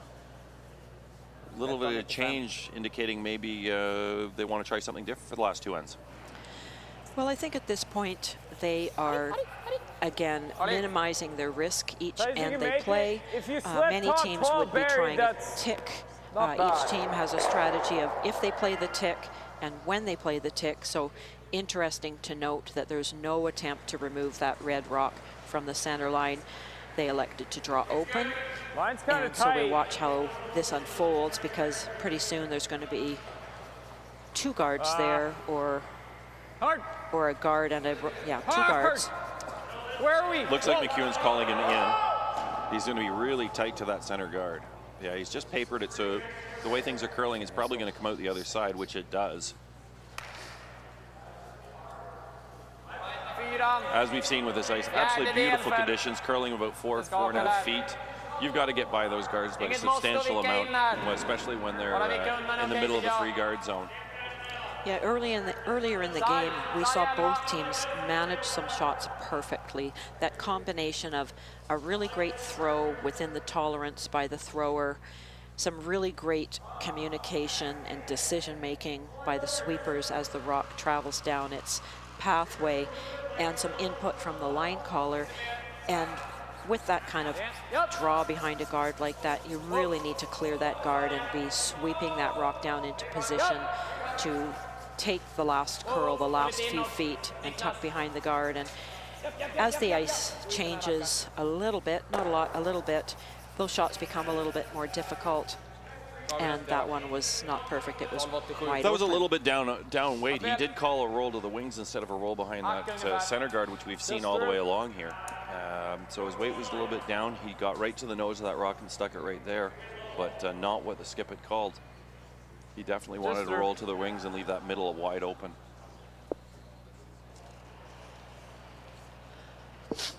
Again, this is not the situation that Mike wanted to be right at this moment. He wants to be playing around a center guard to steal,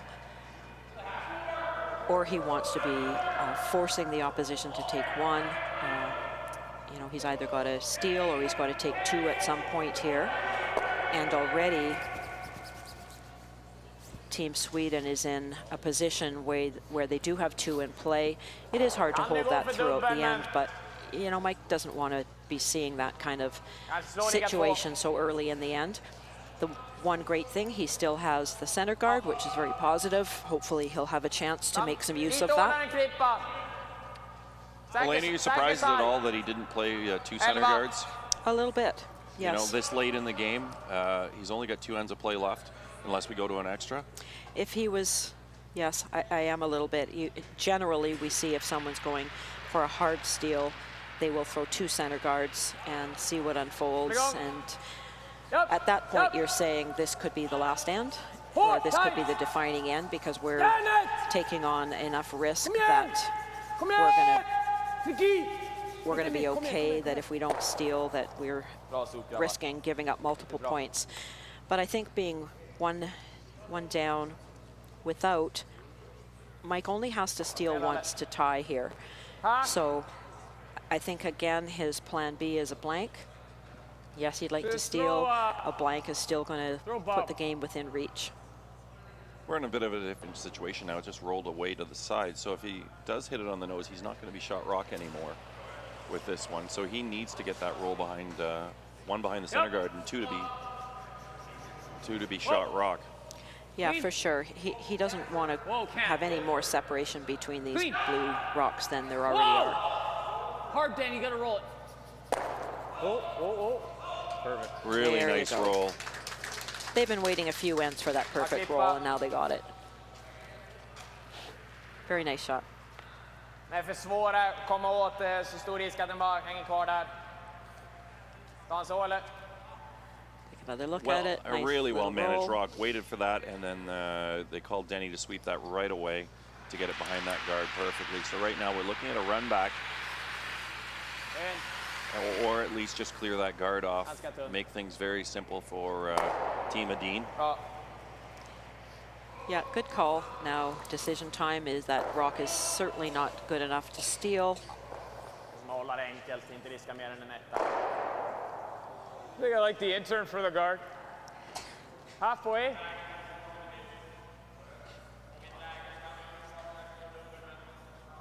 This is one of those moments that you think that that second guard might have been a good idea. He is shot though, so putting up that center guard again with him lying shot, he looks like he might be in that force position, so he would be 2 down coming home, but still lots of rocks left to be played in this end.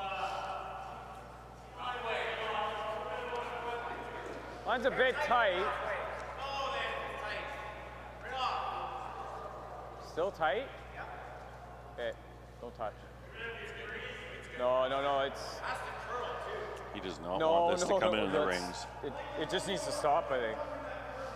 He does not want to set up a double. It's really tight. And that is a little tighter than he wanted. The closer those rocks are together, the easier it is to play the run-through double. The more distance. So it looks like it's a broom length distance. So they can run the double and get rid of the guards. And have nothing in play, which would be exactly what Sweden's looking for. Nothing in play.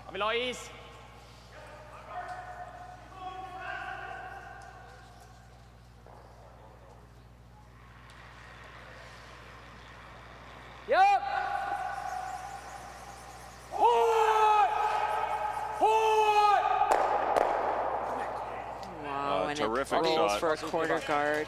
And he nothing is going like, well, yeah, you that's know not what? terrible. That is potentially creating a force situation if Team McEwen makes a really great corner freeze on that rock behind that guard.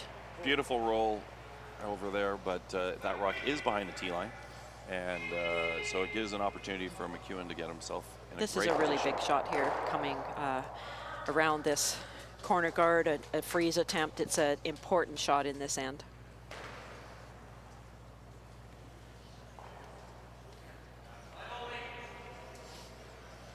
Yep. Rim. There it goes. It's starting to break, and but it looks a little warm.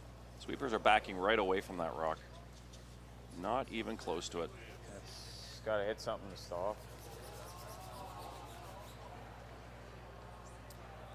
BJ Neufeld, a little bit firm on his weight there. Yeah, an opportunity slipped away there. And that's been kind of the theme today for Team McEwen. Yeah, they're close but not perfect on so many shots. That rock definitely had to be short, if anything. So Lane, why would they be going above that one instead of splitting the house and going to the other side? To prevent Team McEwen from playing that same shot again.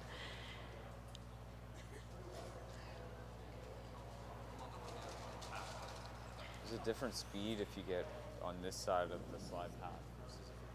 Team Sweden here in no risk whatsoever. They're playing to the corners. They have no risk of giving up a steal. At worst, they're going to be forced. They'll be 2 up coming home. That was an interesting comment Mike McEwen just made about the fact that if you're on one side of the versus the slide path, whether the speed of the rock's coming down. And that's what's in effect right here. With Team Edin just coming around that guard. Managed perfectly and almost leaving no backing at all. McEwen's got to be trying to find some way to get out of this end. Yeah, that was an example of a really well-thrown shot around that guard. They got to manage it perfectly, sweep it at the last moment behind the guard there, pretty much place it where they wanted to. Yeah. I think it's going to float, and then So it looks like Mike's calling a hit on that one and trying to get to the inside. He can't throw too much weight out there. He's got to absolutely must have the shooter stick around. that positive. Ja, den linjen är perfekt. Får en sten till. But this is the first time we've really gone out to the wings. First time this game we've played any kind of a shot like this. Obviously, Mike's played 6 games before this, so he has an idea. We could hear him describing how he felt he needed to throw it, that it was going to track for a while and then it was going to curl at the end. So he has a really good idea. He's pretty confident in what he expects to see down here.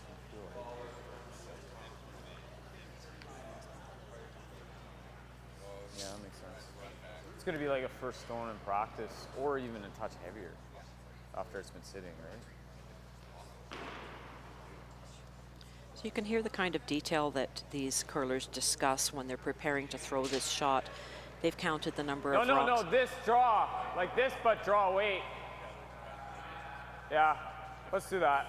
I mean, it's the same difficulty shot, so. He's right to the edge of the boards on this one. So he just moved from a tap to a draw.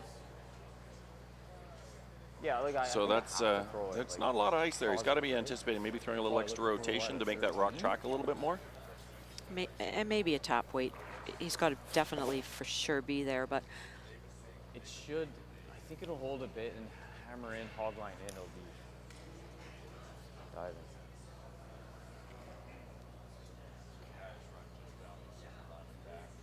a lot of discussion about how to make this shot, how to throw it, how to sweep it.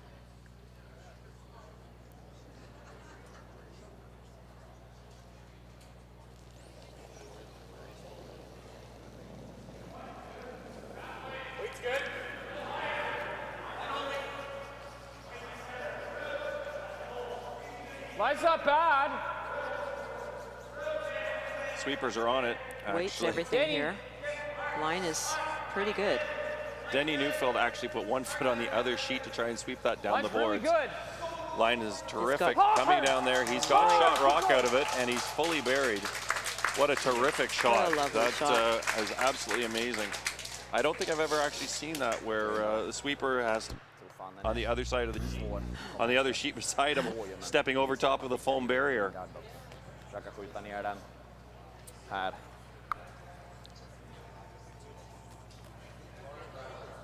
Ja. Ja.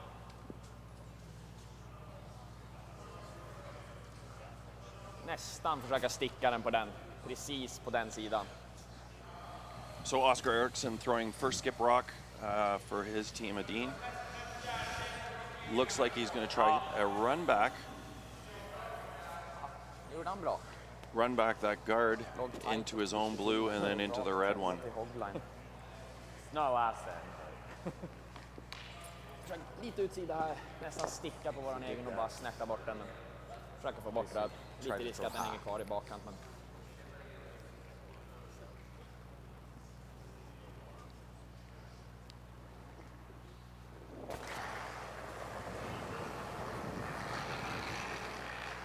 Whoa. Whoa. Whoa. He got rid of the guard, which was his first job to do, and then, but he didn't make the run back into his other blue. So decision time for Team McEwen. Looks like he's planning on splitting the house to force the point. See something else that I don't? And he will be planning to. We'll be going through the slide path here a bit. Again, they're talking about that slide path. I think they're obviously concerned about maybe the ice conditions down the middle of the ice. Well, I think they're just being wise and full understanding of where this rock's going to go, what You could also paths. steal if you could. What path the draw is going to go through, if it's going to stay in the shiny stuff or if it's going to move over across a spot that has had more slides down it. No. Elaine, that was a bit of a round of applause over there on sheet B, where He's playing Kevin that for Cooey game over. at one point was trailing 5-2, just stole 2 points. Benoit Schwartz, the fourth thrower of Team Peter de Cruz, throwing a run back. He was trying a triple. He didn't make the triple. He only took one out and ends up giving up a steal at 2. So after 6 ends, it's now Team Cooey is up 7-5 over de Cruz, and de Cruz has the hammer with 2 ends to play. Huge comeback in 2 ends. 3 in the 5th, 2 in the 6th. huge number of points scored by Team Cooey against Team Cruz in that game over there, completely changing the outlook of that game from being in a very unfavorable position of being tied without. I think after 3 ends, you told me that they had a 6% chance of winning this game, and I would suggest that maybe their chances are a little bit better than the 6% now. They just turned those numbers around. Is it like a 14? So it looks like, yeah, Mike McEwen is going to throw the draw over to the other side. The key, I think, to this shot, Elaine, isn't it that he has to be either shot or second shot with this one? He's got to be lying 1-2. With no chance of a double. I just don't want to take too tight ace and then be going right through the middle of it. I think it's got to be perfectly even, T-line back. or in a spot where the roll will not be able to get by, negotiate past those blue rocks. If he sets up a double, then that obviously would be. It makes the zone pretty small because he can't set up a double, but he also has to be lying 2 when he's done. I think that's why they took such a long time to make this final decision of how they were going to make this shot perfectly. Sweepers are not touching this one. It's starting to curl. Oh, and there we go. A little bit of a clean just to make sure. And he's just looking for T-line to lie 2. Nice shot. So it's behind the T-line, so you can't roll backwards. So the double is not there.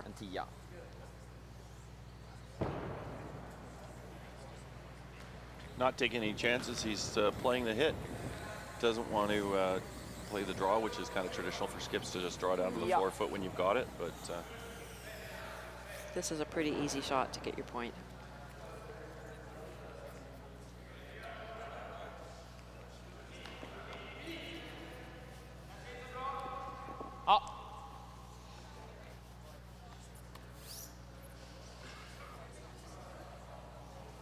This is the last rock in the semi-final.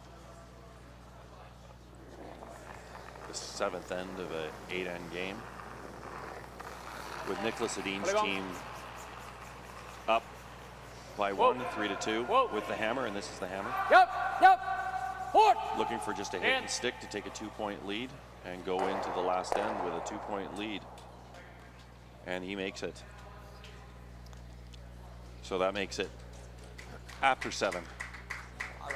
Niklas Edin skipped by Oscar Eriksson, leading 4-2. But Mike McEwen's team has the hammer. And need 2 to tie. And need 2 to tie. Elaine, do we have percentages on that? I'll give you another one. Team McEwen has played a lot of games this season. I asked them before the game how many games they would generally play in the season, and they said about 100, which is a lot. And at this point, they're at 21 wins and 9 losses, which is a pretty good standing at this point. I asked Edin the same question, and they said they probably play about 140 games a year, and that would be indicative in the number of games they've played so far, where they are at 31 wins and 14 losses so far this season. So both of these teams have been out on the tour since late August or early September, week after week. This is what they do. They're used to these situations. It's been a great game. It's still, the score is very close. We've got the 4 top teams of the event out here. It's been a great semifinal in both games. Very big thanks to Shaw TV Okanagan and all their crew for doing a fabulous job with us. Don't forget, fans, we will be back here for the final. These are the semifinals going on. Just a update over on sheet B. The score remains Kevin Cooey's team 7 to Peter DeCruz's team 5, and DeCruz has the hammer going into the 7th end. Line's good. Trying halfway. Okay, so we have just been informed that the final is going to be pushed back a little bit. It was originally scheduled for 11:45. It's now scheduled for 12:15. The original time was just 35 minutes from now, which is not giving the teams very much of an opportunity to have a little break for something to eat. So come back in after we finish this broadcast. Please come back in and tune in again for the final, championship final of this event at 12:15. Both these games just 2-point leads, one with 2 ends to play, one with 1 end to play, and either one could go to an extra end quite easily. They've been very competitive games, and that's indicative of the fact that 3 of the teams on the ice right now are 6-0 coming into this, and 1 is 5-1. So amazing level of play. Elaine, we haven't even talked about the fact that what we really saw in this event over the whole weekend was an opportunity for some BC teams, some local teams that you wouldn't normally see out in the Cash Bill circuit to play against some of the top teams in the world. That is such a positive part about this event. It's a tough way to break through to this top level of play. It's very unusual for a team that is not in those top 20 teams to have an opportunity to play against these teams, and this very unique situation was created for our British Columbia teams to be able to get into a spiel where they got to play Kevin Cooey and Nick Edin and Thomas Olsrud and Peter de Cruz and these great teams, and they enjoyed it so much. They all felt it was a wonderful opportunity. Not a single team in this event went without a win. Every team won a game, including some of the the BC teams who are not out on the tour as much as these top teams. No, am I right? Did they hold 6 spots or hold a certain number of spots just for BC teams? I believe that is the case. I don't know the number, but definitely some teams that were not ranked at, anywhere near the ranking of the top teams were able to get into this spiel. It's such a great opportunity. Even if they get a few points out of this situation, it helps them in their provincial qualifications. It helps them raise their game coming out of BC, whatever team comes out of BC.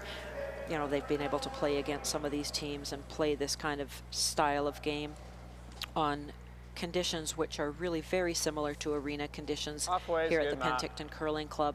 Ice maker here in Penticton, Chris Jones, has been an ice maker in different championship events and is very experienced and very knowledgeable. So all around, it's been a really terrific experience for the BC teams. Elaine, we're getting a second corner guard called up here. You've got Eriksson called for both of his on the 4 foot, and we've got 2 corner guards. What's the thinking there with Eriksson into the 4 foot when he's got a 2-point lead? Well, Eriksson is definitely going to put both of his rocks in the house.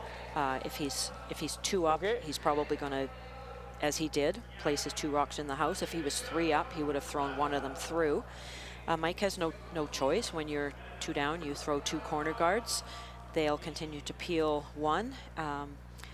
Generally, they'll peel the one that is the least favorable guard to go around. But in this instance, one's a little higher, so there is a slight chance of a double peel. And Mike will keep putting that guard up until they feel that they're running out of time. I think you're looking for like top 8 height. You'd be right here.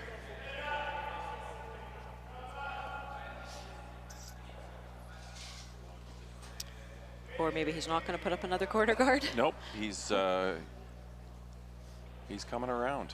It's he thinks that 3 rocks in play, and I mean those rocks. One of them is behind the tee line. Yeah. Already. This is back, eh? Okay. Okay. We're looking for here. Hard, Danny. Hard. So the question becomes, with it out in the wings there and back, does Oscar ask Nick Edin to clear that corner guard as he go after the rock in the rings? Either one is just fine. Vickar vi bara in lite grann så blir det kanske en hjälpsten. Sometimes you like to let the opposition know that they made a little bit of a mistake. They could have made that shot better.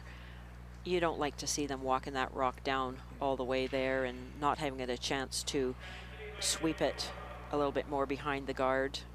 There was virtually no shot management, just hoping that it was going to stop and curl.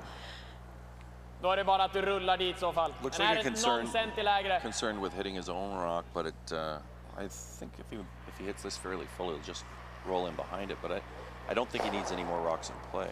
No, I think he just needs to make this rock go away. That guard remains very high. It's not too much of a threat.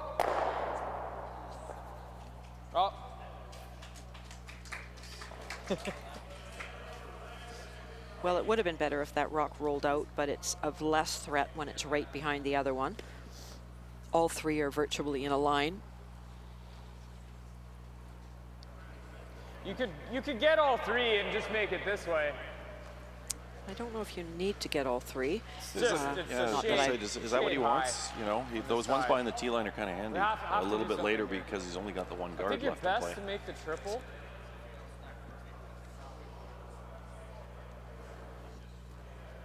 Wow. Them, we're not, the corner guard's not happening. You can make the triple right now. He beats it, then you go here on your next one.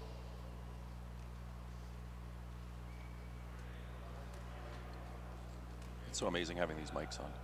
We can hear what they're thinking. Not that hard.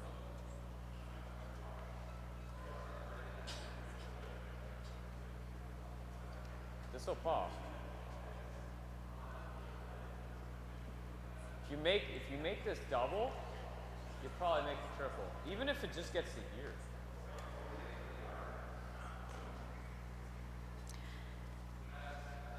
So the reason that they want to make I don't like our chances of making a deuce in the middle. all of the shots, all of those blue rocks go away is so that if they come around that corner guard and get buried, they only want to be biting the 12-foot. And so they want to bring that shot into play, and so that back one has to also leave the house. Really good. Yeah, that corner guard's a fair way over there, so to get behind it, you really actually have to be back in the full 12. And you're right, he's got three rocks that are going to be shot rock before his, so he might as well make them go away. And I think you can get it to here. BJ looks like he's a little concerned about the triple. Yeah, he's not really jumping all over it, but that could just be his way this of is very precise. getting I think clarity. I think sometimes you have to see that shot before you throw it. They're going to bring in some additional advice here, maybe. It's not the first time we've Either seen way, it's second gonna Matt be very Wozniak precise. called What do down. you think, Matty? Yeah. This is a critical point in this end. So they want to make sure that the team is really behind this shot and they all And the other understand the option is just, potential play the benefits. double and just roll here. Which I don't mind. You want to do that? Okay, let's do that. Okay, they decided to go for the double and roll behind the guard, Is it the double or the triple? the double. Just normal. So that, if this is made successfully, the double and roll behind the corner will leave an additional rock behind the tee line that they could potentially freeze to or hit if they've got the rock behind the guard. Clean. It's good. Whoa. Yeah. Whoa. Whoa. Yeah. Whoa. He misses the double, but he does roll behind the corner. It's fully buried. Almost a perfect shot. Almost a perfect shot. Just about, Backpansningen you know, they were on and off on that rock until right at the end, and then he just didn't quite catch it. Had to come up just a pinch more. So it was, the question was, do you roll and get behind the corner guard, or do you make the double? And Yeah. made a beautiful roll. Fjärdedel så borde den klara sig över. Tredjedel så är det nog linjen mot bord. Eller bara klippa upp. Vad tar du? Over in the other semifinal on sheet B, Tror det kommer gå ganska rakt, va? Benoit Schwartz, Eller? last thrower for Team Peter de Cruz, draws in for a single point against two red Cooey stones. So the going into the final end, it'll be Cooey leading 7-6 with the hammer over Peter de Cruz's ring.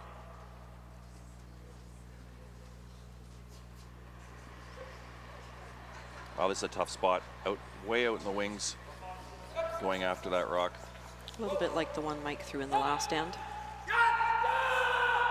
Only his was a draw. Just by the guard, and a terrific shot. I didn't think that was even there. Obviously it was. It rolled a shade too far just to leave a little piece open, and Niklas Edin makes a terrific shot. You can see the sweeper right over top of that, trying to keep it, get it by. And once he's by, he gets off of it so that it comes up and makes that shot.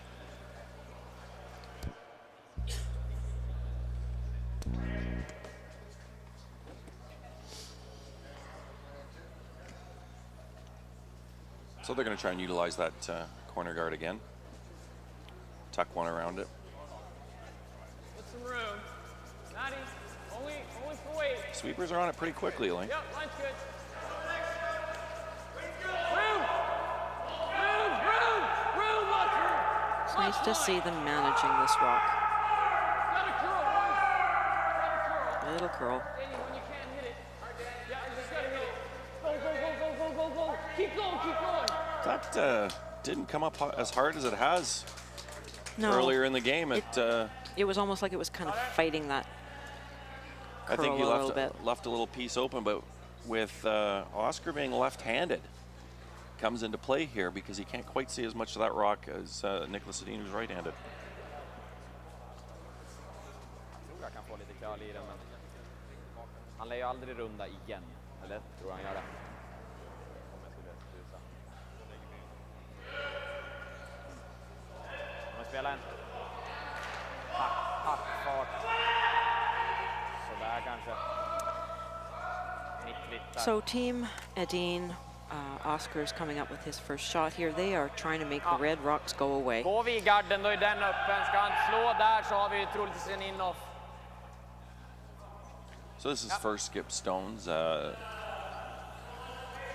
Normal skip Niklas Edin playing third today and letting Oscar Eriksson call the game and throw last rocks. We're in the 8th end with Edin's rink up 4-2 without the hammer. Ja, vi funtar på att dutta, men den ligger i topp. And Team Mike McEwen out of Winnipeg trying to claw their way back in. Ja, det går. Men problemet är att även om jag bara fridrar där. Alltså Looks bara like the ice for just a bump. Då kan vi nästan inte gå för frysen. Jag tror den här, alltså kommer curla här. Det är bra. I think this might be one of those situations he wants to make sure that keeps that shooter around and gets rid of that other stone. Yeah, it's good. Yeah, good point. Make it as difficult as possible for McEwen to get those 2 points.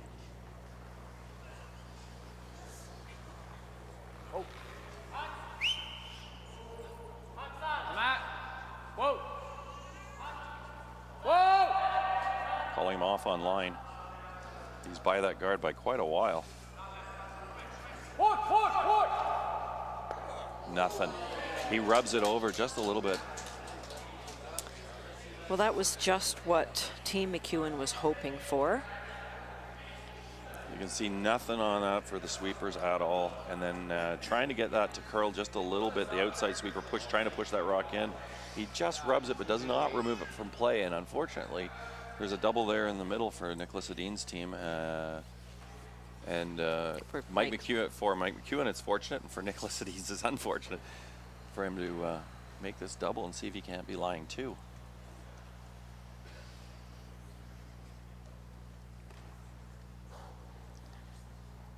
When he makes, if he makes this double, there will be no double left in response here. That red rock is slightly above the tee line, and Mike Shooter will remain on the tee line, or if he gets a little bit of a roll, it'll be a little bit behind it. So there will be no double available to Oscar. Crucial is making this double first and holding onto that shooter. Doesn't do you much good if you don't hold onto that shooter. Right off. Clean.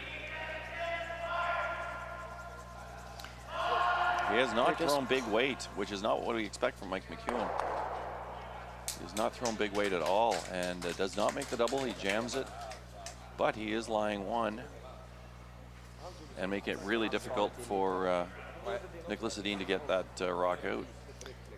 Yeah, it was critical to keep the shooter above all, but I think that was a little bit less weight than Mike intended to throw on that shot. Not much of a chance of it getting the back rock out. Jag funtar bara på att spela en clearing och säkra skiljet. Jag tror det. So it looks like they're just going to try and pick that rock. Även om jag gör den så kommer jag ha ett Ett slag. Jag They- förstår vad du menar. Jag... It looks like he's just trying to pick it out, but No, I think he's going to try to stay. He's going to try Is to he? roll. just try to take the back blue one out at the same time.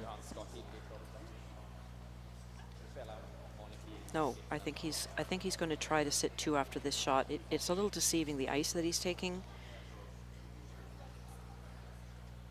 But I believe he wants to hit and roll a little bit, avoiding that back rock there. No, maybe not. That's a lot of weight. That's a ton of weight. Yeah. And it looks like he's just going to pick that red Yeah. one out, leave himself lying 2, and Okay. be happy to go to an extra end. Well fought end for Team McEwen. So just a reminder, it looks like we're going to go to an extra end in this game. The final that was originally scheduled for 11:45 has been pushed back to a 12:15 start time. And if you're getting away from your TV or you want to watch it on YouTube, you can check it out on, just go to YouTube and search Shaw TV Okanagan, and it'll come up there for this afternoon's game. We'll be broadcasting again at 12:15 in this Ashley Home Store Curling Classic at the Penticton Curling Club. And thanks again to Shaw for the amazing job they've done on bringing this coverage of this event to the viewers. Just keeping it clean all the way down. See if McEwen can score his 2 points to take this to overtime. And he does. Nicely done for Team McEwen. Very indicative of the way the whole week's gone. Lots of entertainment, lots of fans here. The whole building is absolutely packed full. I saw them counting people on the way in and on the way out so that they make sure they didn't break the fire code. But it is as full as it is allowed to be here. Interesting thing that this event has been sold out for some time. That is a little bit unusual to get that kind of support for an event like this, but you couldn't even buy a pass for this event. You had to find a way into the building by either being a volunteer or a sponsor or a team, and incredible support. Another really cool thing that happened here at this event is that every time the teams came off the ice downstairs, everybody downstairs would burst into a huge roar of applause and a standing ovation to encourage all those teams coming off the ice. The sponsors were here to present them with their $200 per game win as they came off the ice, and the crowd was really into it. They were so supportive and at every turn making the curlers feel like they were just in an amazing place. Back into the ninth end, the extra end, tied up with Mike McEwen and Niklas Edin's team. Edin has the hammer going into the extra end of this semifinal. $66,000 away at the Ashley Home Store Curling Classic. Over on the other semifinal, we've got Kevin Cooey leading 7-6 and having the hammer over Peter DeCruz. In their situation, we're down to skip rocks, and DeCruz is lying one, is just looking to see if he can't force an extra end. Force an extra end by guarding up his shot rock, which is just off the button. Looks like the team's talking about maybe splitting the center line with that guard. Give Kevin Cooey a couple rocks to look at, whether he goes after the shot rock or whether he goes after the guard.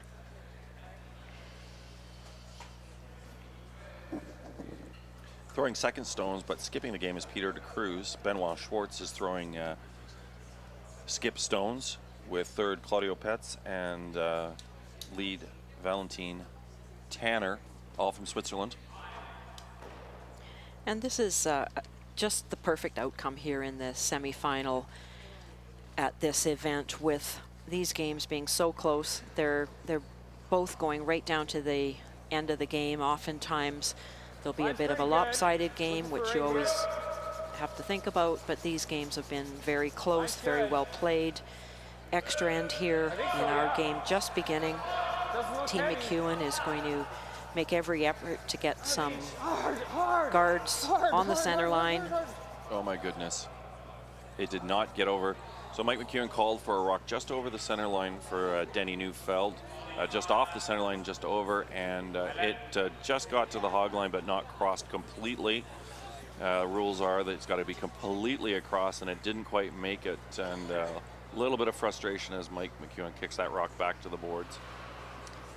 Yeah, that's disappointing for sure. That's, you know, you don't want to be the guy that lets your team down a little bit, but it happens. I'm not sure that was not the sweepers that should have Yeah. been on that one. They weren't working that as hard as they could have been.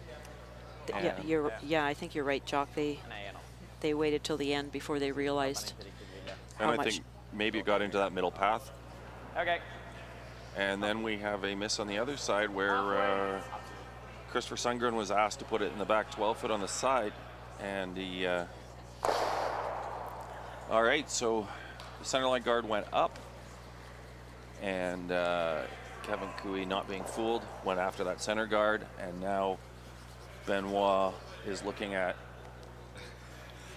where to put that rock to, again, see if they can steal that point and tie this game and go to an extra end. Back over to our sheet of ice. We're looking for another center line guard, but this one is really tight to the rings. I don't think he intended it to be quite that tight.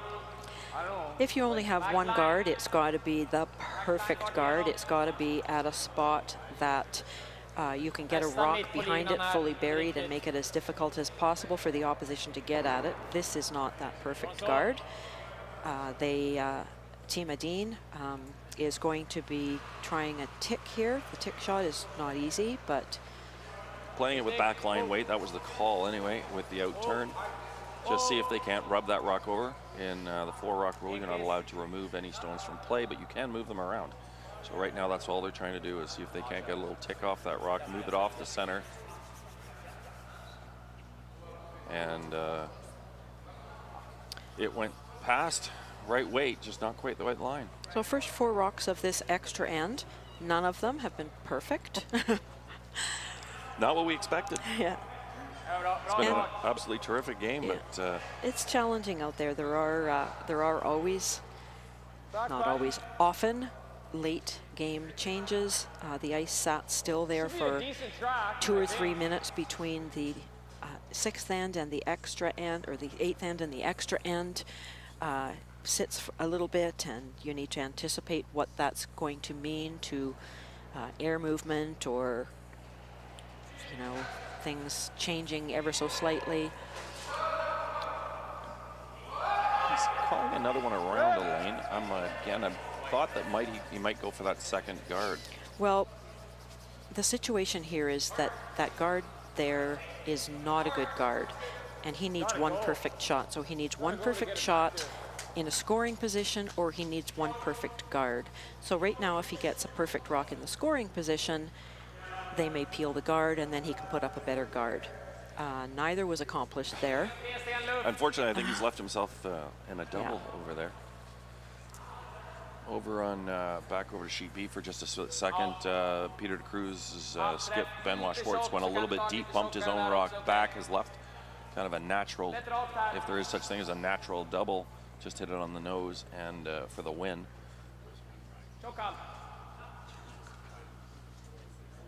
And over in our game, we're looking at a fairly firm double takeout by Ramis Rana. See if they can't clear everything out. No, he misses the double, even with the sweeping call. The skipper obviously thought that the line was good and called the sweep, but no avail. Halfway at most.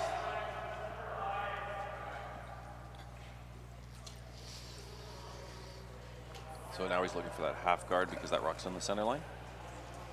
Exactly. Probably a little bit happier about that rock position. Probably gonna have to curl.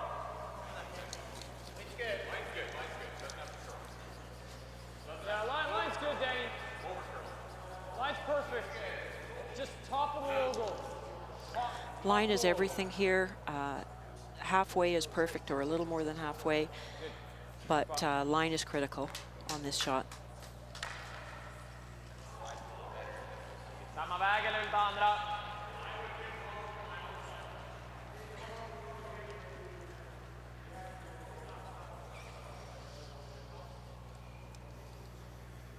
Oscar Eriksson asking his second Rasmus Ranner what turn he wanted on that one. I don't think the double's in play here. It's just make sure that you clear that center guard off. You learned Swedish in the last couple hours. I know, I'm getting much better at it. It's better than my German.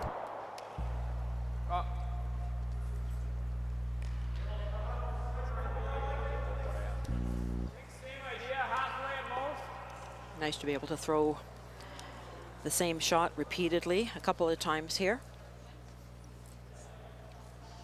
Looking for another center guard.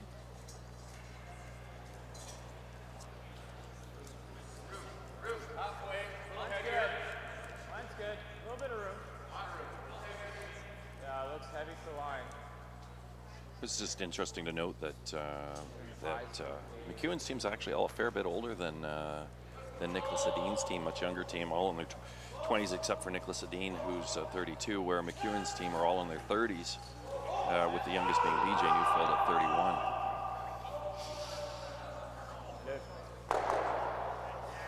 And that semifinal over on the other sheet, Kevin Cooey makes a really delicate come-around takeout to take one. So Kevin Cooey advances to the final of the $66,000 Ashley Homestore Curling Classic by defeating Peter DeCruz's team 8-6. And DeCruz previously undefeated in this event. They went 6-0. 5 wins through the round robin and 1 win in the quarterfinal. Now eliminated in the semifinal. And a little bit of vengeance, so you'd think, for Kevin Cooey, whose only loss came at the hands of Peter DeCruz. That's right. In the round robin play. So back in our game here, looking for a double. There's a little bit of weight there. That's good. There we go. What a terrific shot. And rolls that shooter off to the side. Not that it's harmless, but it gets it out of that 4-foot path.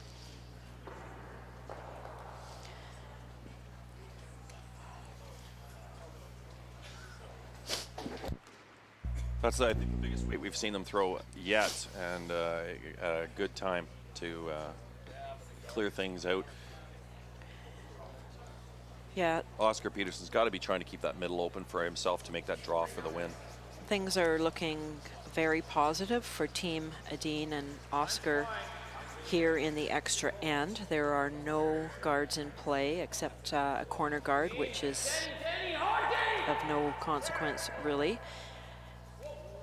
Team McEwen changing things up a little bit, going around this corner guard, kind of hoping looks that like it rubbed off the back side of it, and and exposed itself just a little bit. Mike was hoping, but it's desperate times for Mike right now. You know, when you're wrapping around a corner guard. Yeah, and the hope is always that the opposition will make some kind of a mistake, making a play on something that might result in a rock rolling back towards the center in some manner that gives them a little bit more of a glimmer of hope. They're just trying to create a situation where the shots are more difficult, and therefore any miss is, you know, a little bit of a welcome sign for Team McEwen. Not calling very much ice. Here we're seeing that big weight again. Niklas Edin, one of the best in the world at throwing that big weight.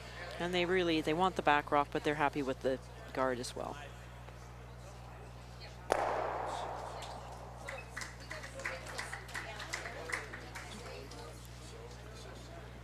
This is the extra end in the semifinal of the Ashley Homestore Curling Classic. $66,000 being given away this weekend.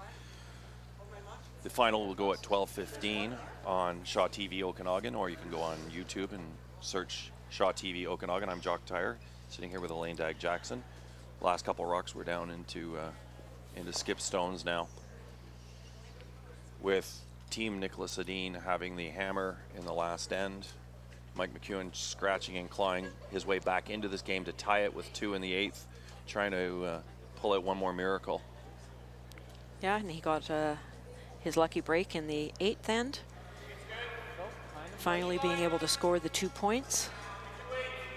It's been a really tight game. There hasn't been a lot of opportunities until the 8th. Only one other 2 scored. So.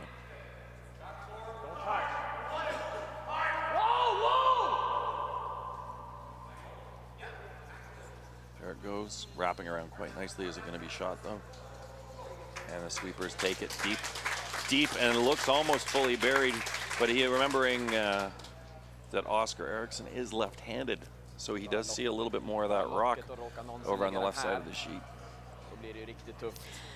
So right now he's saying if I put a rock open, Mike's going to have to deal with it, and then he would have an open hit unless Mike made a hit and roll. So he's decided not to go with that. He's going to try the run through and eliminate that red rock. He's got to feel encouraged. I mean, that rock is just in the full 8 foot, so he's already got the majority of the house to draw to for his win if he needs it. So getting rid of this guard, you know, even if he just gets rid of the guard, it's a good thing. Pretty comfortable position for Oscar and Niklas and Team Sweden.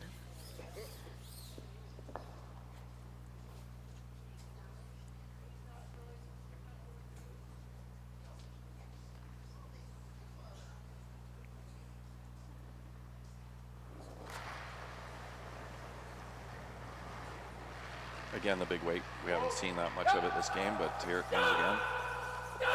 And it looks like a heck of a great shot. Lovely shot. As soon as you hear them say sweep, you know the shot is made. A little bit of an extra bonus there by that rock staying behind there, making Mike's next shot even a little bit more difficult than the previous 2 shots that were thrown around that corner guard. So Mike's got 1 corner guard to work with, and it looks like he's going to use it to the best of his abilities. And that rock at the top, biting the top 8 foot, it is in effect another guard, but it does make Mike's shot much more difficult. It's a much smaller piece of the house that he has to draw to, has to be buried. So it's a tough shot. But he's got a guard. He just played out here 2 ends ago with the almost the exact same spot, drawing down to the exact same area. But he's made his target area pretty small right now. Yeah, viewers, you'll know this is not an easy shot to go out and put the broom on the boards and throw a draw from the boards to the 8 foot. This is a tough shot. And it's really difficult with those sweepers out there. We already saw that with Denny Neufeld having to step over the walkway, or the divider. Mike does have the confidence that he did just make this shot about half an hour ago. Yep. But the sweepers this is clutch, is making sure that they make sure he's shot rock. You got to not just get by, but be buried and be shot rock, and you've got such a small target area. And has the ice changed?